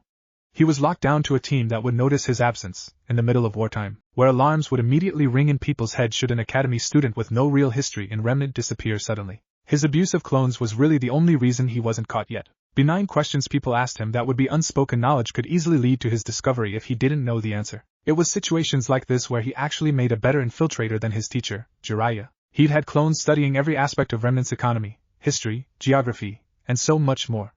Thank God for clones and every aspect of their abilities. So, here he was in the middle of the forest, working tirelessly on his wind manipulation skills. He'd already mastered it in the traditional sense, yet he knew he could be even better. "You're so worried about thinking bigger," Jiraiya had told him one day shortly before he left. The Night-Aim Hokage was so skilled with Suiton Jutsu that he could pull water molecules from the very air around him.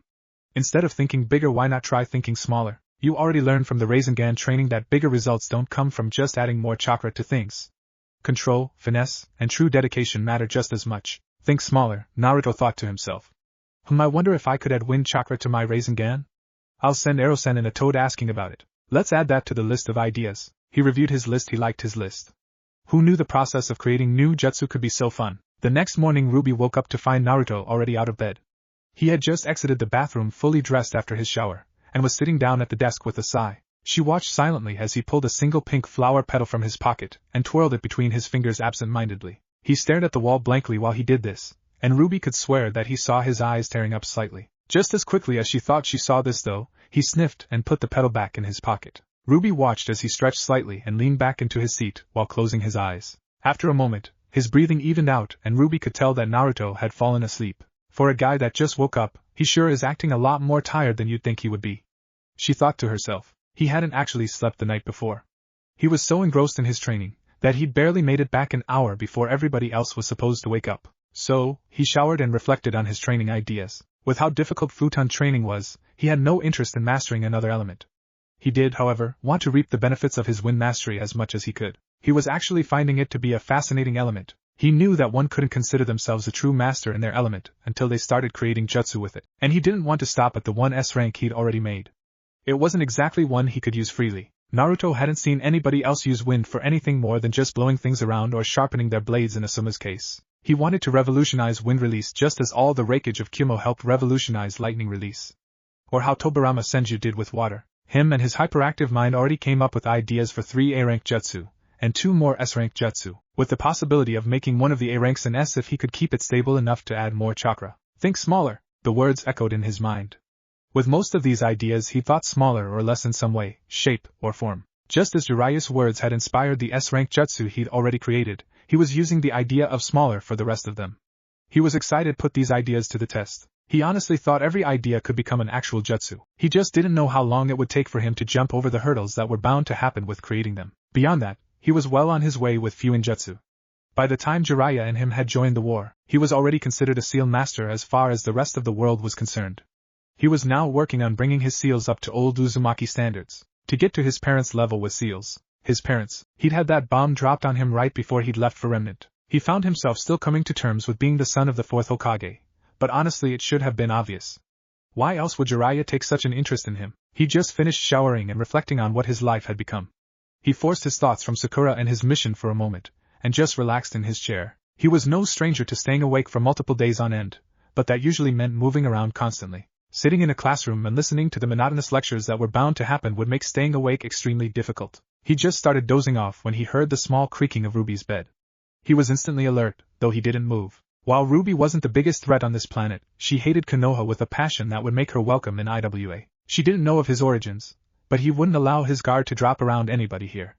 It made for restless nights, as his new teammates tossed and turned often. He felt Ruby approach him with soft footing, obviously being careful not to wake him up. He tensed slightly as she got within striking range, and he had to forcibly restrain himself from striking out when he felt her put something over him. She quickly retreated, and Naruto heard her moving into the bathroom before shutting the door softly behind her. He cracked an eye open and took in the sight of her comforter draped over him. It was a thoughtful gesture.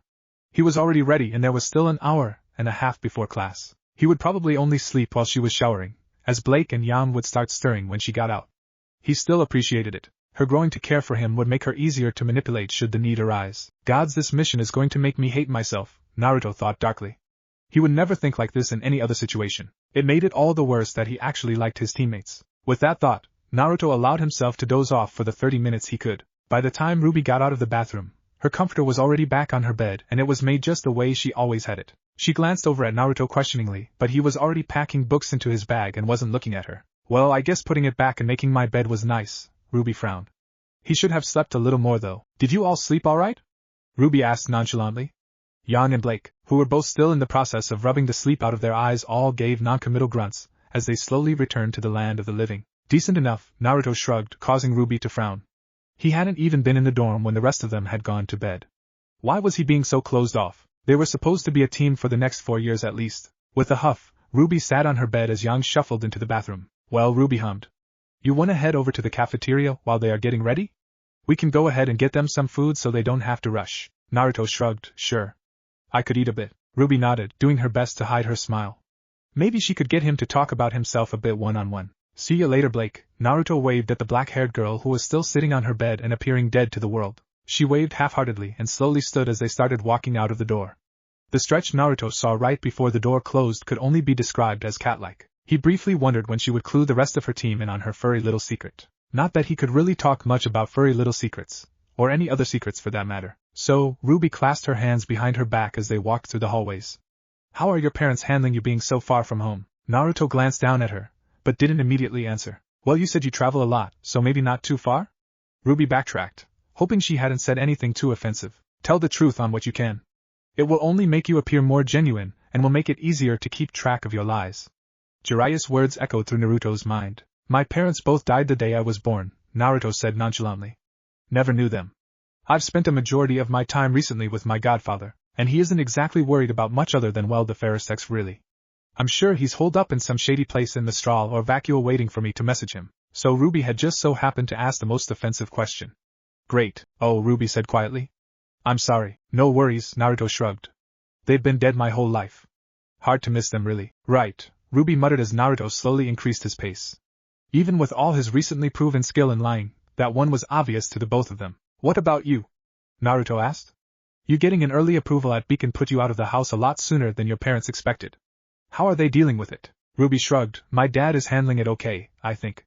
In his mind, Beacon is one of the safest places in Remnant right now. Safe from the Grim while we learn to fight them, and even further from the elemental nations than Patches. She chuckled then continued, even though they don't have the technology to get here, my dad worries that it's only a matter of time before they come. It might be, Naruto shrugged non-committally, knowing that her father was more right than any of them knew. Although I'm sure they would have to advance heavily in order to do it. Ruby gave a shrug of her own, but didn't comment further. And your mom?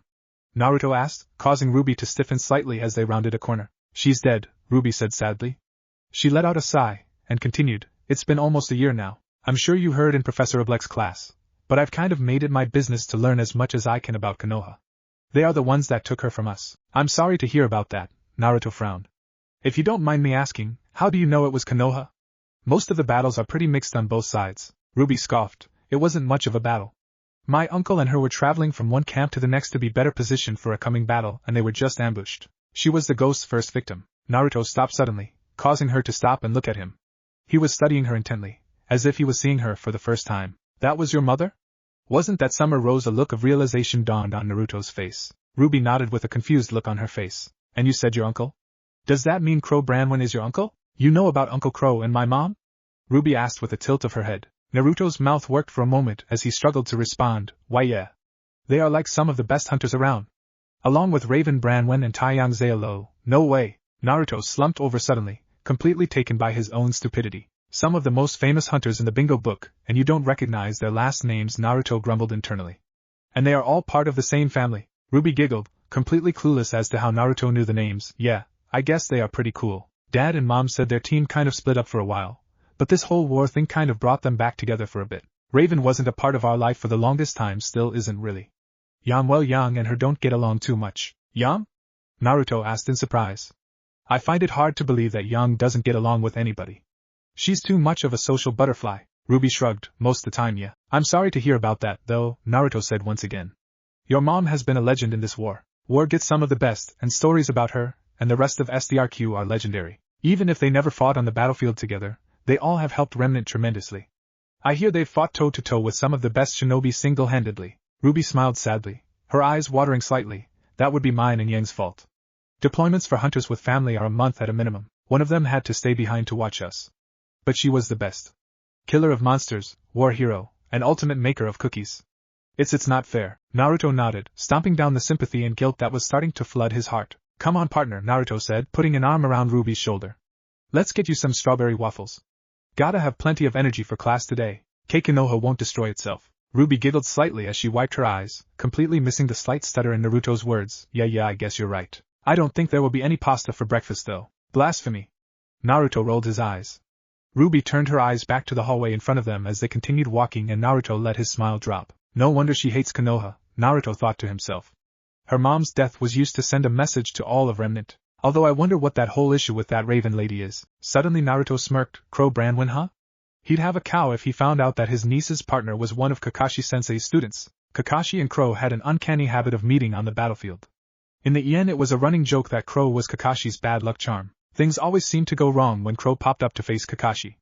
Plans fell apart, traps fell apart, everything fell apart. It was only when Naruto got here and did a little recon with some of the Valian soldiers that he found out the running joke was the same here. Everybody thought Crow just had the bad luck to run into Kakashi as often as he did. Kakashi and Crow were easily some of the most lethal fighters on both sides. Their assassination capabilities and combat skills were rarely inadequate for whatever job they needed to accomplish. Since nobody had seen Crow's semblance, it was even speculated that he could put up a fight against S-rank shinobi, although it hasn't been confirmed. There was always the fear that Remnant's forces could adapt and improve enough to put up a better fight against the Yen. I hope I don't have to deal with meeting the rest of Team SDRQ, Naruto thought with a gulp. That'd be awkward and a fight with them would probably not go well for me if they somehow found out about me. They finally made it to the cafeteria and began gathering food for Yang and Blake. Hey Naruto? Ruby asked hesitantly. HM? Naruto asked as his eyes scoured the food options. Could you not mention my mom to anybody? It's hard to talk about it, and I only wanted you to know because you're my partner. Naruto flashed her a small smile. Sure. It's not my business to spread anyway. Ruby nodded and gave him a smile of her own. Thanks. She turned back to her food, and Naruto's smile dropped again. This mission just had to be as emotionally draining as possible, huh? Naruto thought sourly. I almost wish I had been on Carden's team. How the hell was he supposed to get any work done if they were just going to keep cornering him in to spend time with them? Bonding exercises, they said. What is a team if they aren't friends, they said. What good is having a guy on my team if he's never around for me to tease him? They said well that one was just Yang, but still, Naruto was at his wit's end. It had only been 3 days since Naruto and Ruby had their talk about their parents, and if anything, it only drove Ruby to get to know him better even more. Luckily he'd been avoiding the worst of it, though he could tell that Ruby was quickly becoming less and less patient about his absences. It was driving him insane. Ruby was trying her best to include him on things. Playing games, chatting about schoolwork, wanting to socialize with Team PRWN. At a certain point, Naruto did need sleep, and with him trying his best to find more connections and gather more information anytime he wasn't needed at Beacon, he wasn't getting much of it. He'd only made it through half of another night before falling asleep while Ruby was sitting next to him in his bed, chatting up a storm. The worst part? He was enjoying it. Too long had he only had the company of Jiraiya to keep him occupied during the training trip. In the midst of the war, nobody was particularly chatty, and ever since Sakura was taken well he hadn't done much socializing. He didn't want to enjoy spending time with his team. They were his enemies. The day could very well come that he needed to kill them. He couldn't see himself doing that right now, much less months in the future. And more than that, all it took was 4 days for Ozpin to finally decide to deal with him. 4 days after the incident with Carden. Naruto had been dodging any attempt by Ozpin or Glinda to speak with him alone, so apparently they decided to just do the next best thing. Naruto heard Ruby say as he exited the bathroom from his shower. Was it? Young mumbled as she stumbled towards the bathroom, still groggy from waking up. Ozpin wants to meet all of us in his office in 30 minutes. Ruby said with her head cocked to the side as she studied her scroll. I wonder why. Because Naruto keeps ignoring him. Blake rolled her eyes. He knows that you'll bully Naruto into showing up to a meeting if the whole team is supposed to be there. Naruto chuckled. Guess he doesn't know Ruby or me very well. Like I could be bullied into any. You're going, Ruby said dryly as she tapped out a response to the professor. I said you're going? Ruby repeated. We are all going. You are literally in his school, Naruto. If you keep ignoring him, he might just kick you out. Then all of Ruby would be in trouble. I don't wanna. Too bad, Ruby sniffed, looking at Naruto with crossed arms. I'm ordering it. Ugh, Naruto groaned as he buried his face into his pillow. He willfully ignored Ruby and Blake's muffled giggles. 30 minutes later, they were outside of Ozpin's office. Come in. Ozpin's muffled voice echoed through the door right before Ruby could knock. If that isn't the most cliched shit I've ever seen, Naruto grumbled mentally. The four of them trickled into the office, one more reluctantly than the others. Ozpin sat at his office, while Glinda stood at his side, her stern stare flitting between all of them, yet obviously focusing harder on Naruto than the girls. Good morning, ladies. Ozpin smiled at Ruby, Blake, and Yang, before looking at Naruto. And you as well, Mr. Urabline. Naruto noticed the change in demeanor. The slight tightening of the lips, the stiffening of the shoulders, the ever so slight narrowing of the eyes. And it was all uniformed, one change after another purposeful. Not only could he control his more subconscious tells, he intentionally showed them to ensure Naruto knew he was viewed as a problem. Not even Jiraiya was that fluid in his acting. But what kind of problem was he viewed as? I hope I'm not imposing too heavily on your morning, Ozpin said gently with his reassuring smile plastered on his face. I just wanted to personally check in with the four of you to see how you're settling in. Why us? Naruto asked shortly, earning an elbow to the side from Ruby, and a glare from Blake and Yang. Well, this team is just a bit special. Ozpin tapped his desk, obviously thinking on his answer. We have a young lady that was accepted 2 years earlier than the general admission. Ruby perked up at his obvious mention of her sister, who seeks to protect her family from what has happened in the past from happening again.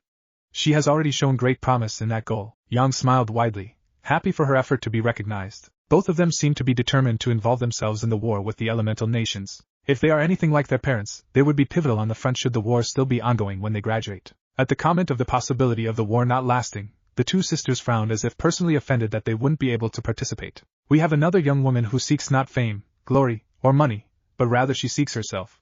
She seeks herself and the betterment of others. Blake's eyes widened at Ozpin's words.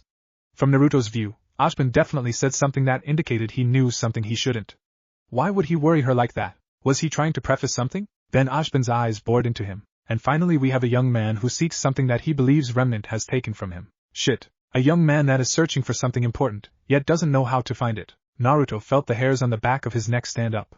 Ruby, Yang, and Blake's eyes all drifted over to him, taking special note of Naruto's tense figure. The West has many issues. Ozpin finally broke his gaze, looking down to tap at the screen on his desk. Vacuo has many cultures that conflict with each other, a melting pot of cultures that all demand respect. Naruto watched while a hologram projected itself from Ozpin's desk. A clear image of Carden on his knees, in obvious pain, with Naruto holding his hair and snarling down at the boy was displayed by this hologram. In Vacuo, disrespect and discrimination is often handled with fists rather than words, Ozpin said with a twitch of his lips. But make no mistake, the same is not said for Veil or Beacon. Naruto nodded curtly, prompting Ozpin to continue. You will find that Team CRDL was appropriately punished for assaulting a student. Blake, against her better judgment, spoke up. Is a good detention session supposed to set them straight?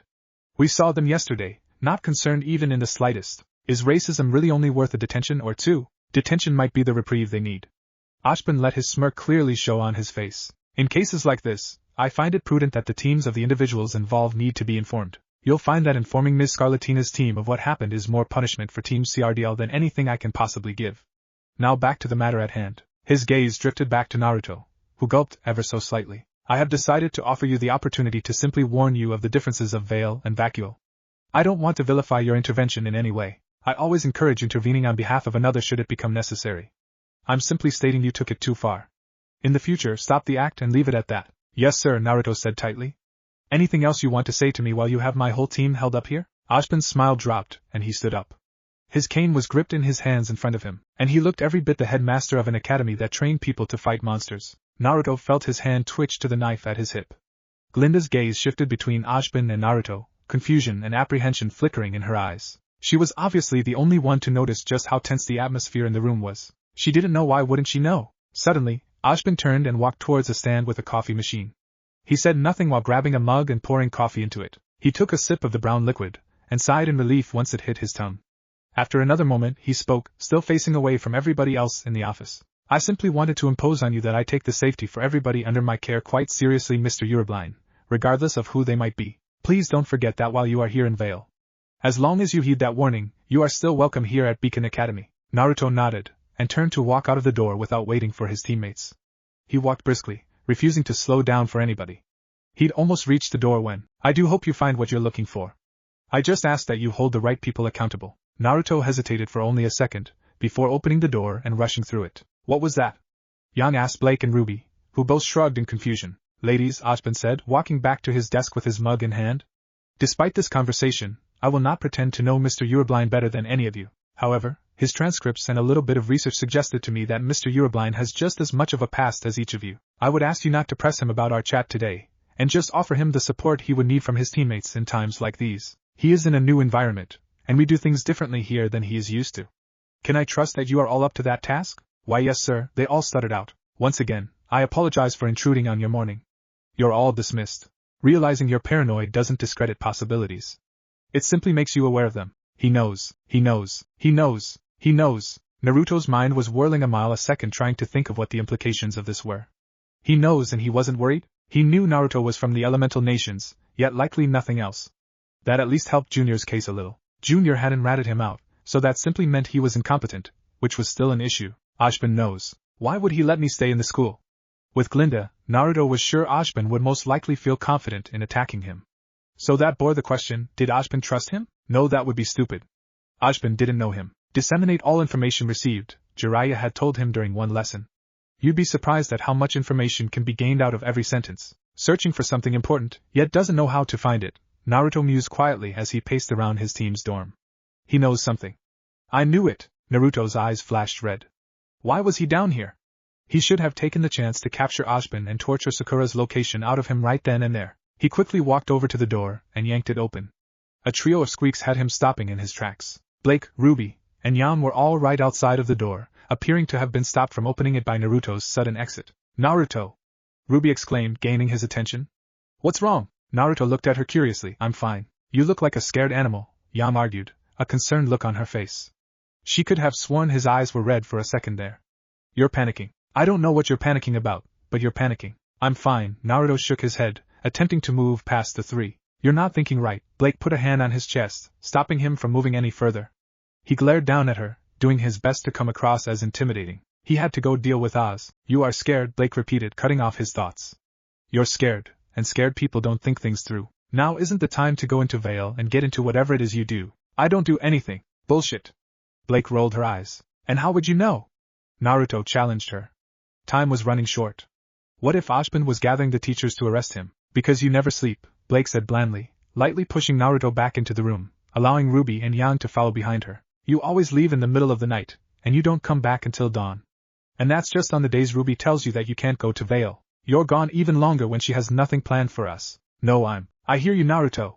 You wake me up every time you come back. You're nowhere near as sneaky as you think you are. I see you fighting to stay awake in every class, even combat class. Whatever it is you do all night, it definitely isn't nothing. That's not, whatever. Blake rolled her eyes and pushed Naruto down onto his bed.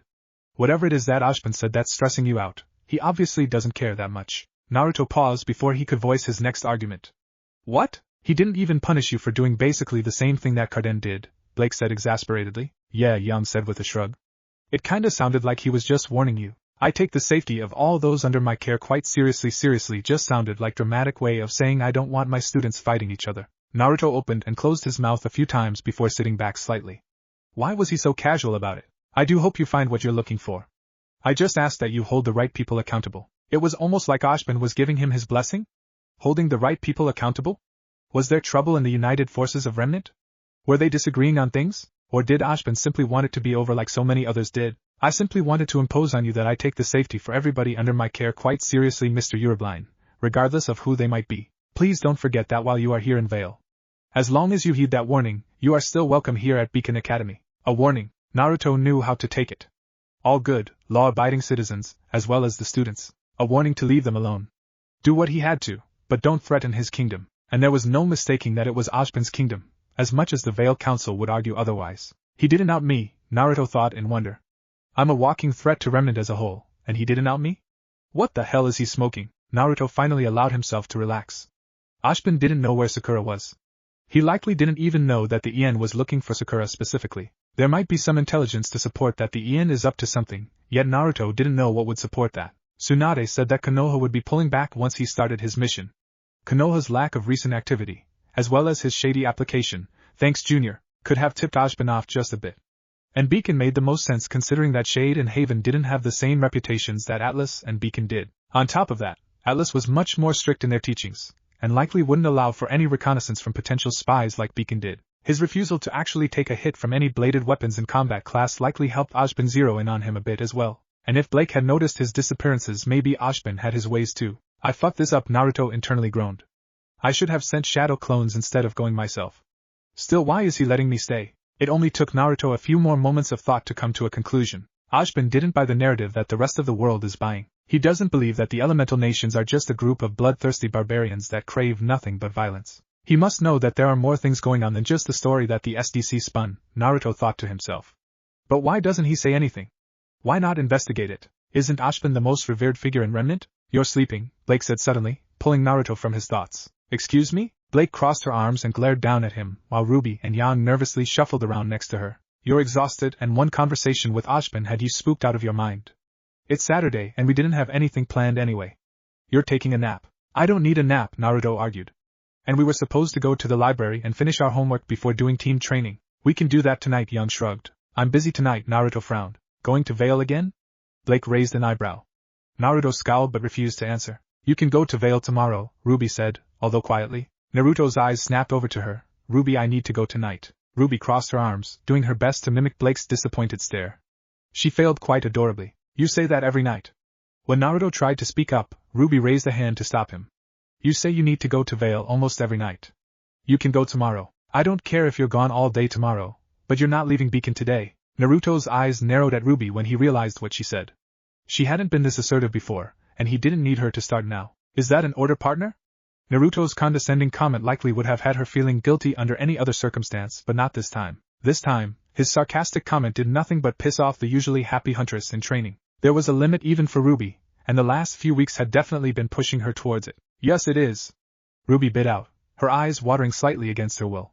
She took a deep breath, before continuing. And maybe, if you would actually try to spend some time with your team and get to know them instead of doing whatever it is you do in Vale, I wouldn't have to be the bad guy, just to get the bare minimum out of my partner. Finishing off her sentence with a shout and a stomp, Ruby turned away to march towards the door, doing her best to discreetly wipe at her eyes. We are going to the library to study. Take a nap, you cranky ass. She grumbled out as she slammed the door behind her. After a moment, Yan whistled slightly. Man, I haven't heard her cuss since some guy at Signal tried grabbing Crescent Rose right after she painted it. You're really working her nerves there, Naruto. I'm not trying to, Naruto scowled. I think that's the problem, Yang shrugged. You haven't really been trying to do much of anything. Most people want to be in Beacon Academy, yet all you've done since initiation is avoid this place like the plague. She has spent her whole life being excited about attending someday, and then when she does, her partner wants practically nothing to do with her or their team. That's not what it's like. Naruto threw his arms up. How often does Ruby try to include you in things? Yan asked, a slight tone of annoyance in her voice. All the time. And have you really asked Ruby to do anything social since we formed our team? Yan asked pointedly. Much less Blake or I. Naruto stopped and thought. No, I haven't. You don't have to like us if you don't want to, Yang shrugged, turning to exit the dorm as well. But you could at least stop stressing Ruby out about the team's performance. At least prioritize classes and team training so that Ruby doesn't have to stress about picking up your slack. Blake nodded in agreement, and followed Yang as she exited the room. She turned the light off, and shut the door behind her, leaving Naruto to his thoughts. With a groan, he flopped back onto his bed. There is entirely too much going on. What the hell do I do? The basis of connection is reciprocity. Connections are bound to fall apart without it. You alright, Rubes? Yang asked Ruby. They'd been studying in the library for a while, and upon seeing Ruby spend 15 minutes on the same page, Yang knew she needed to talk about it. Ruby immediately jumped on the chance to talk, dropping the book onto the table and throwing her arms up. I just don't understand him at all. He is so nice sometimes. He is fun to be around. He cracks some jokes, and he just acts friendly. But then it's like he realizes he is having too much fun, and it just all disappears. And don't even get me started on how often he disappears. It is odd, Blake shrugged slightly. He said he was a traveler, and Ozpin said he was from Vacuo. So what could he possibly be doing in Vale all the time? Well, it's not really our business, Yang shook her head. What is our business is that he is neglecting his responsibility to the team. His grades are decent, but they aren't great. Team training hasn't gone very good at all. The three of us have gotten a good base for working together, but he hasn't really been there enough to give us a good idea on how he fits in. He is strong enough to toss Blake from her ribbon, do combo strikes with me, and fast enough to do coordinated attacks with Ruby, but we haven't had much time to play with anything past the basics. We are quickly going to fall behind when we get to team fights and combat class, and I have so many things I want to try. Ruby groaned and let her head hit the table with a dull thud. After a few moments, Ruby's muffled voice reached Yang and Blake's ears. Why doesn't he like us? Challenges, regardless of how small or great, are opportunities to thrive. The sound of the dorm door opening woke Naruto up. He quickly looked up and saw Blake, Yang, and Ruby coming inside. You're supposed to be taking a nap, Blake said with a raised eyebrow. Naruto sat up and rubbed the sleep out of his eyes. I did nap. You guys just woke me up. Good, Yang chirped. 'Cause we are gonna be having a team meeting before we go do our team training. Fair enough, Naruto sighed. Let me just cut this short. No! Ruby's eyebrows furrowed. Listen, Naruto, you were right, Naruto cut her off. We are a team, and Ruby trailed off, his words sinking in. Wait, what? Naruto shrugged. You were right. I need to prioritize my time better. I don't want to say what I'm doing in Vale as often as I am, but I do need to dedicate more time here. I owe that to the team and to my partner. Oh, Ruby blinked.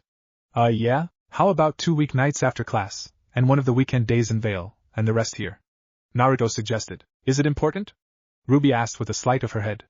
I know you said you don't want to talk about it, but that's still a lot of your time there. Just tell me it's important. Naruto looked down slightly. It's very important. Not just for me, but for somebody I care about. Then fine, Ruby said shortly. If it's needed, then it's needed. Just let us know ahead of time when those days are going to be so I can figure out a decent schedule for us. We will just consider all of that personal time. Everybody needs time to themselves, and I get that. Naruto smiled. Thank you, and of course. Hopefully this isn't a forever thing. Does somebody have an idea of what you're doing? Yang asked cautiously. The only issue that I have that we have, is that we don't know where you are if something happens. Well, Naruto frowned, trying to think of a way to placate the concern. Ozpin knows. Kinda, Naruto added to himself. Good enough for me, Blake shrugged.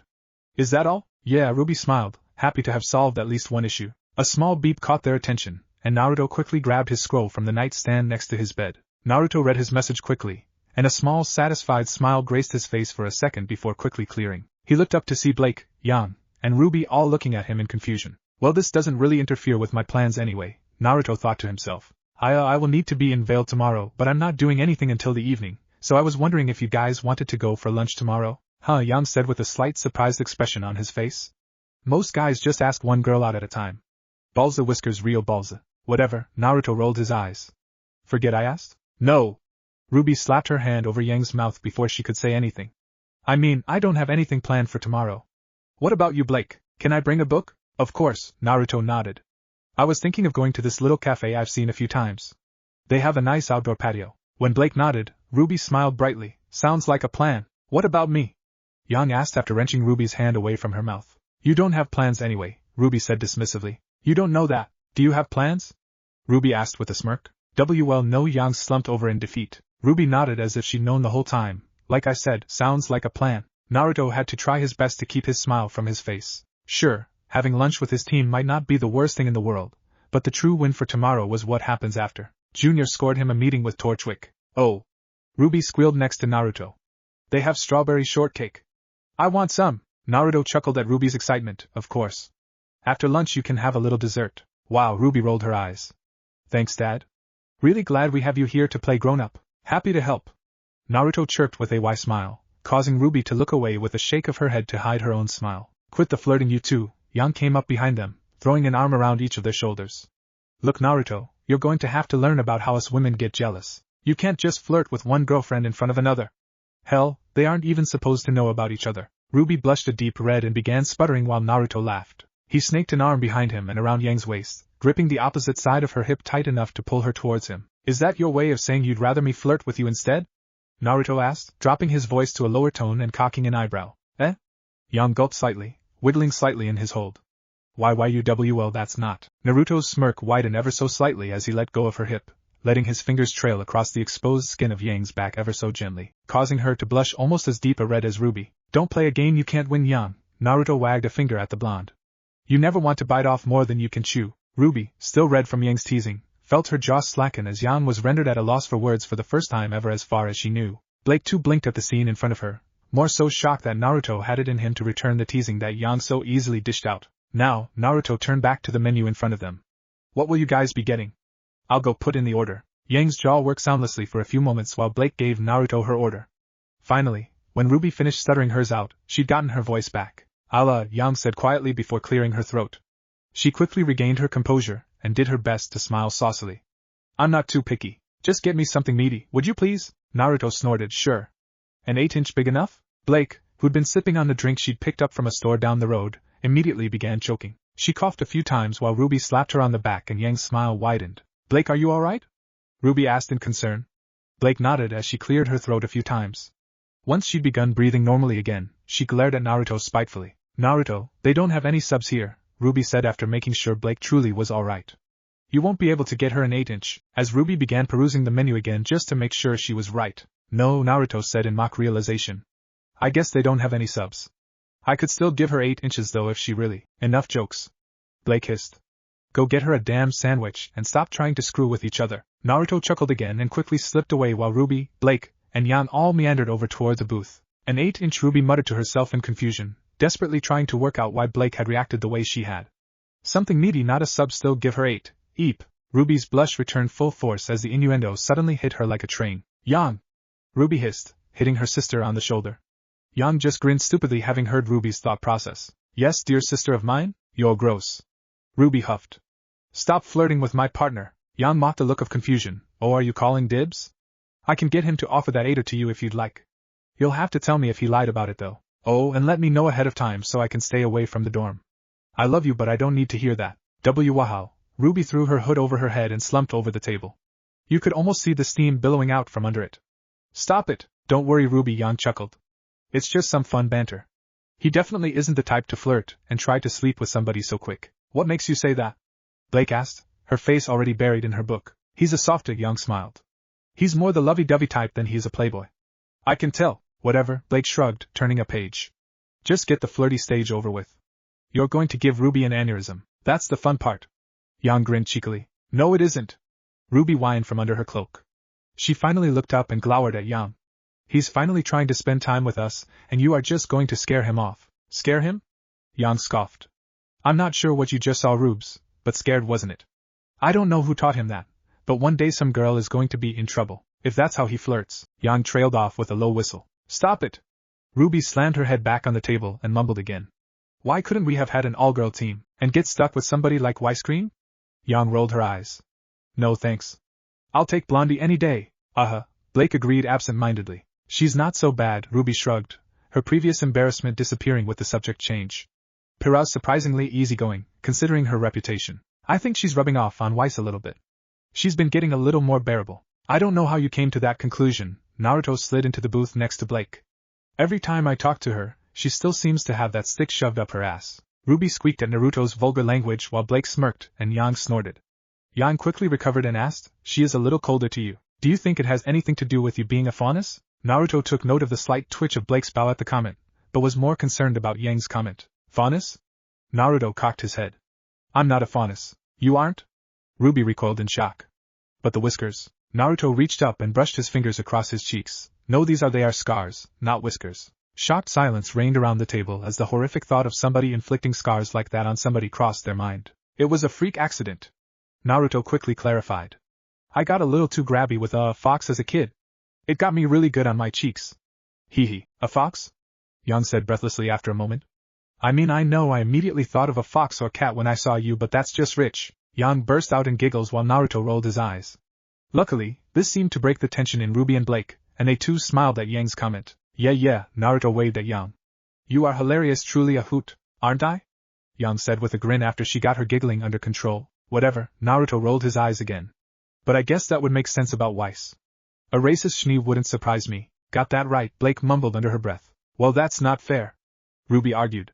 It could be your comment about her dad. You were a little mean to her after the whole Carden thing. Fair enough, Naruto shrugged. Although I wouldn't call that mean. I'm not sure about Jock children, but it's no secret that Jock himself is a dirtbag. He's about as scummy as a businessman can get, and about the only person that can get away with slavery. Blake snapped her book shut, immediately investing herself in the conversation. Well, Naruto made a SOSO gesture with his hand. It's not technically slavery as much as it is him capitalizing on poor education. Are you calling faunus dumb? Blake immediately bristled. Not at all, Naruto shook his head. I'm just saying that most faunus and mantle aren't the most knowledgeable about legal processes. It's mostly due to lack of availability to information. I mean, I'd be pretty fucking clueless if I had no way of learning about certain things. You can't expect people to know things if they never had the ability to learn it. And that is what Jock capitalized on. He wrapped enough faunus into contractual agreements, and then treated them well until most of the job opportunities in Mantle were limited. Then he was free to be as shitty as he wanted, because what else would the citizens of Mantle do? Blake blinked in surprise, leading Naruto to continue.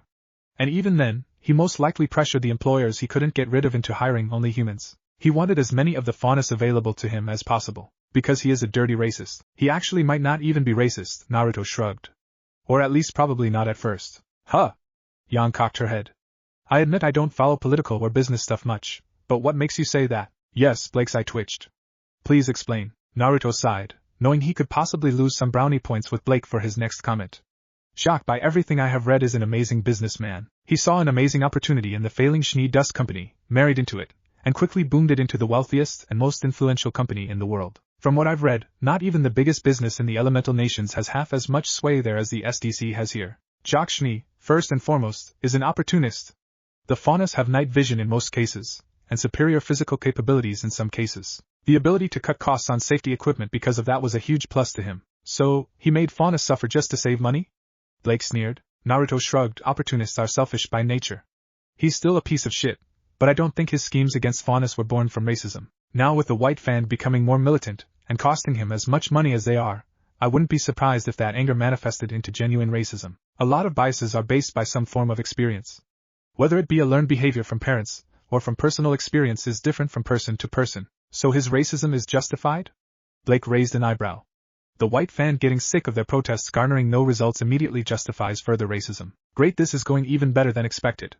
Naruto mentally groaned. He quickly glanced at Yang and Ruby, only to find that they wanted absolutely no part in whatever hole he was digging himself into. Not necessarily, Naruto responded slowly after a moment of thought.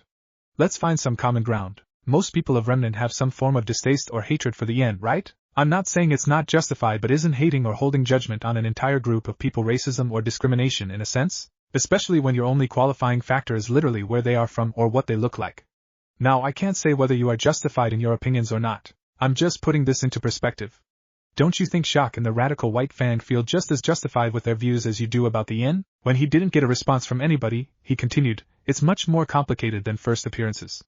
Shock is by no means excused by his actions. Anybody that would vilify an entire race of people based off what a small portion of them do is a coward, but the same can be said for the radical Faunas that hate all humans, for what people like Shock do to them. A waitress walked up to their table with their food, interrupting Blake's response. Once the waitress walked away, Naruto picked up a fork, muttering his last thought almost too quietly for his teammates to hear.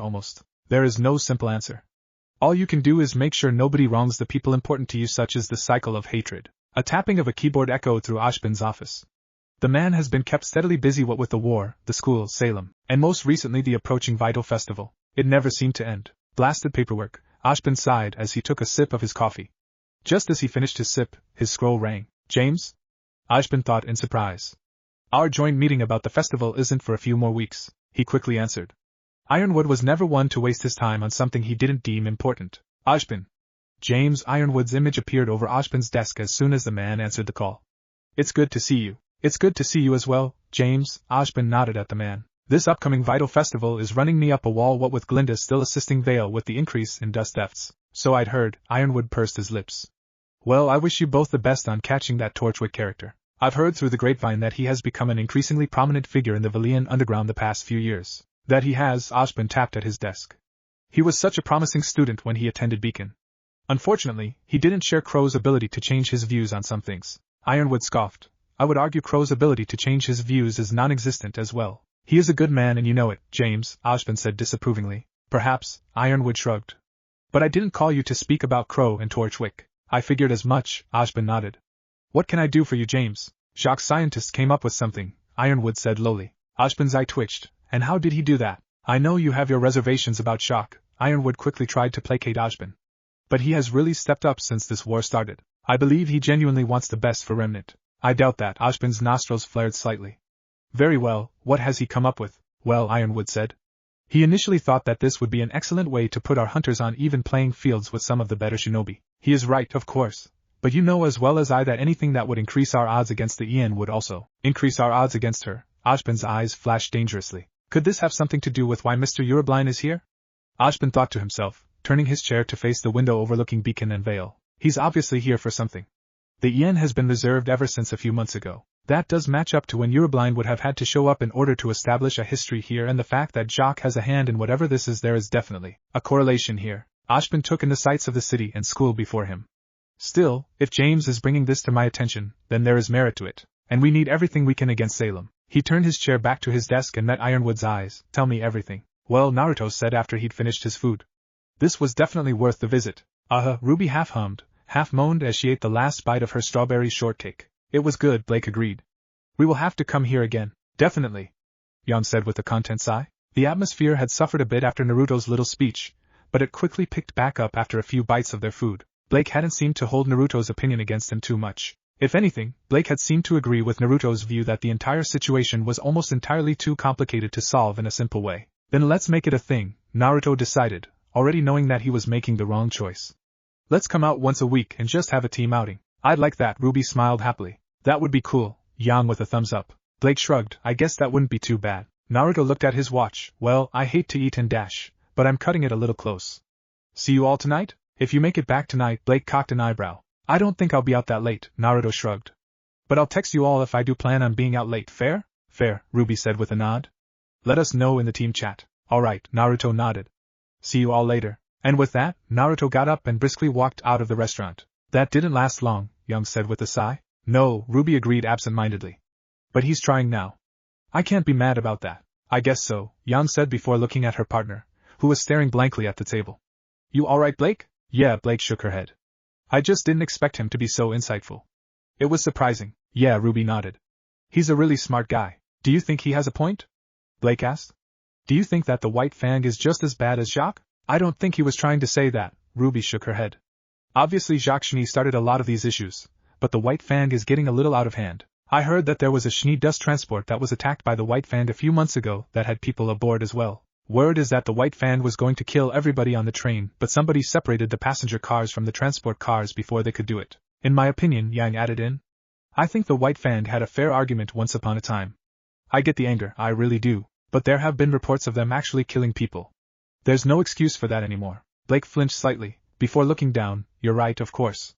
Naruto's words are just making me wonder about everything. What is really the point of all this? The White Fang, the SDC, the war? Why is there so much hatred in the world? Discovering a new continent in the world should have been exciting. I don't understand why they had to attack us. I don't understand why Jacques couldn't just acknowledge the issues he was causing the faunus and fix it. I don't understand why people have to hate each other when we already have the Grimm to worry about. Well, that's simple, Ruby scoffed, sipping at the last of her drink. The elemental nations are savage by nature. Their entire history has been littered with war. The era before the hidden villages were formed was literally called the Warring Clans era. They've had 3 major wars in the 100 to 100-50 years that their villages have been formed. They don't know how to stay peaceful. Blake stared at her for a moment. You know, that sounds a lot like Jacques' reasoning for the White Fang's actions. They are savage by nature, he would say. They don't know how to act civilized, he would say. Excuse me? Ruby's grip tightened on her cup. Yang too stiffened beside Blake, only moments away from snapping at Blake for her comment. Like Naruto said, Blake said, not breaking eye contact with Ruby. All biases are based off some form of experience. I'm not comparing it with some human's racism against faunus, but what you just said, Naruto wasn't far off, was he? It's never simple. No, it isn't. Yang almost hissed. And maybe you shouldn't compare mine and Ruby's issues with the Yen with somebody like Jacques Schnee. The Yen have proven that they are savages over and over again. There isn't even the slightest bit of, Yang, stop, Ruby cut her off, taking a deep breath to calm herself. She didn't mean anything by it. She's just trying to understand. Yang huffed and looked away. I didn't mean to offend, Blake said placatingly. It sounded extremely familiar. It was the first thing that came to mind. I get it, Ruby said slowly. Yang and we lost our mom to Konoha. Oh, Blake blinked. I'm so sorry. I would have never tried to compare your loss to Jacques Petty. Don't worry about it, Ruby shook her head. You didn't know. I already told Naruto, so it's only fair that you should know too. There's just no excuse for them in my mind. Our mom, she was just the best. And they took her from us for no reason. They started this war over what we can only assume was their ego, and my mom died because of it. I understand, Blake whispered. I really am sorry. It's fine, Yang said, having taken a moment to calm down. Mom was just you, a supermom, you know. I definitely get it, Blake nodded. My mom, well, we haven't talked in a while, but even now I can't imagine. Let's head back, Ruby said after a moment of silence. And again, don't worry about it, Blake. No hard feelings. Naruto reached Junior's bar in record time. The guards immediately let him in, and he entered the empty club to find Junior, an orange-haired man, and an incredibly short girl with pink and brown hair sat at a table in the middle of the room. Junior, Naruto greeted as he approached the table. Why don't you introduce me? Of course, Junior quickly stood, earning a slightly surprised look from Torchwick at his eager-to-please demeanor. Naruto, this is Roman Torchwick. You already know what his field of expertise is, and I've only told him the bare minimum about you. I figured I'd let you tell him the rest yourself. Meaning he didn't want to accidentally tell Torchwick more than what I want him to know, Naruto thought to himself amusedly. Maybe you do have a brain, Junior. Maybe Ozpin was just lucky in finding me out. It would have been a shame if I had to. Excellent, Naruto grinned brightly. It's a pleasure to meet you, Mr. Torchwick. Likewise, Torchwick said in a bored tone while accepting Naruto's handshake. Although the shady manner in which you contacted me, and the way Junior told me you wanted to meet implied that I didn't have much of a choice. Nope, Naruto said cheerily. Not much of one at all. Who is this young lady? Torchwick scoffed at Naruto's response. This is Neapolitan, but just call her Neo. She's my adorable little assassin. Although she prefers the term handler. She handles things. Interesting, Naruto nodded appreciatively. I'm also a bit of a handler myself. Always good to meet a master of the finer arts. Neo blinked in slight surprise, before letting a huge grin grace her face. She turned to Torchwick and made a few gestures with her hands. Of course you like him, Torchwick sneered.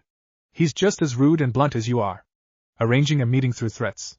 I mean the nerve. Sign language? Naruto asked curiously, ignoring Torchwick's grumbling. Are you deaf? Neo made a few more gestures, and Torchwick translated. She's mute, and also you're. No, I'm not telling him that. Naruto saw the shit-eating grin on the small girl, and shook his head. How about we get to business? Let's, Torchwick said with a short glare at Neo. What is it you want?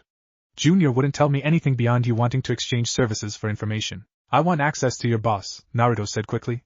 I hear they have connections. Connections that I need. I don't care what they are doing, but I have a mission to complete before I can get out of here. And what good would working with you do? Well, for one, Naruto raised an eyebrow. I wouldn't actively try to ruin your plans. I have something to accomplish, and everything points to your employer as my best lead. If your employer doesn't want to work with me, I will make her regret every moment of it. No offense to you, Torchwick crossed his arms. But my employer fancies herself one of the most powerful people in all of Remnant, and I'm inclined to believe her. You won't scare her. Tell you what, Naruto leaned back in his chair.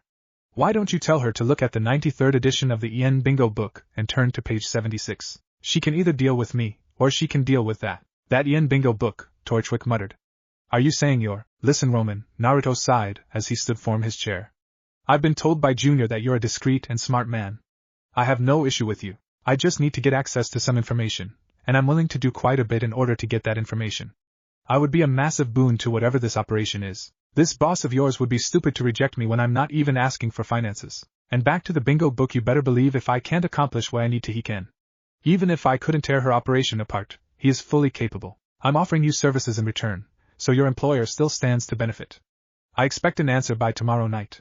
Junior will let me know what answer you give him. He looked at Neo and smiled. It was nice to meet you, Neo. If your boss's boss is smart, we might be working together soon. I hope we can work well together. Neo smiled and mouthed her words. I hope so too, cutie. Naruto gave her a sly wink, before turning and exiting the club. His sensei's words echoed in his mind again. When meeting big players, hit them hard and be impressive. So how did your little meeting go? A saucy voice knocked Torchwick out of his thoughts. He's cocky. Torchwick shook his head as he put the book he'd been reading down on the table in front of him. The woman that had entered the room, an extremely attractive brunette woman in a red dress with glowing amber eyes, scoffed in an unimpressed manner. So are you, but you mind well enough. Torchwick sighed in an annoyed tone. Cinder, whatever I think I have backing my ego, this kid has it 20-fold if not more. What does that mean? Cinder asked in a confused tone. Torchwick didn't respond, simply pushing the book he'd put down across the table towards her. Picking it up, she read the page the book was open to. Entry 76. Konoha no Yurei, the ghost of Konoha, aka the Bogeyman. Affiliation, Konoha. Class, SS class threat. Rank unknown. Description unknown. Bounty none. Notable achievements. Kill count of 50 hunters, to include first-class huntress Summer Rose, as well as a battalion of over 200 soldiers at one time, with no raised alarms, leading many to believe that he accomplished this feat almost instantly. Other notes. The ghost of Konoha made his appearance shortly after the Battle of the Land of Fire Peninsula, presumed to be Konoha's response to the death of the Hokage's apprentice, Sakura Haruno. The ghost's appearance on the battlefield means death for any of Remnant's forces. During the ghost's first appearance, he fought QrowAnime and the Equalizer, Summer Rose. Even since her death, she remains the only non-shinobi to ever be granted a moniker in the bingo book due to her ability to stand on equal footing with every opponent she's faced. Even killing the likes of Dodai of Kumo, and fighting Might Guy to a standstill while waiting for support from the Atlesian fleet. QrowAnime's survival in this fight is widely speculated to be intentional, so that Remnant would know the origin of the storm coming to them. The Equalizer's death at the hands of the ghost attracted attention from both Remnant's united forces and the elemental nations. The Bingo Book Association's contacts suggest that the Hokage has refused to reveal the ghost's identity even to the other Kage. The ghost's addition to the Bingo Book is the first of its kind. Only Minato Namikaze, the fourth Hokage, has been classified as a SS-class threat prior to the ghost, as he too was seen as a death sentence the moment he arrived on the battlefield. Yet even Minato Namikaze was a known individual. There is absolutely no knowledge on the identity of the ghost. His namesake is not to be taken lightly. Should you find yourself face to face with the ghost as your enemy, take solace in the knowledge that there was nothing you could have done to prevent your death. To some, he is seen as an act of the gods themselves. What is this? Cinder asked in an annoyed tone. We've known about the ghost for almost a year now. What does this have to do with anything? More or less, Torchwick started with a nervous shifting. The kid said he will be accomplishing his mission one way or another, and if he can't then Konoha's ghost will be visiting Remnant personally. A violent shiver ran down Cinder's spine as the common feeling of pure fear ran rampant. He was a shinobi? Cinder asked fearfully. When Torchwick nodded, her mistress's words echoed in her mind. I am warning you all now. The strongest of the elemental nations would put even me to the test. Only my immortality would ensure my continued survival if we were to clash with them. The same cannot be said for all of you. Make no mistake, if I feel that you have contributed in incurring their wrath, I will end you in the most painful way my millennia of experience can think of. There are things in the elemental nations that I have no desire to toy with at this moment. Should any of you contribute in bringing more attention to us than necessary, well, let my warning be given to each of you now. We kill him, Cinder immediately said. We kill him before he can. He has already reported you as his best lead in his last report to his superiors. Roman cut her off. Damn it! Cinder ground out. Well, I will need to think on this. I need to ask Salem for her advice on his matter. I will not handle this matter lightly. He wants an answer by tomorrow night, Torchwick said carefully. I wouldn't think too long. What if Naruto was Immortal Wanderer in RWBY? And thanks for watching my video till the end. If you enjoyed this content, then do consider subscribing to my channel. And leave a like if you guys need the next part. Comment down, and thanks for watching the video, and see you guys in the next video.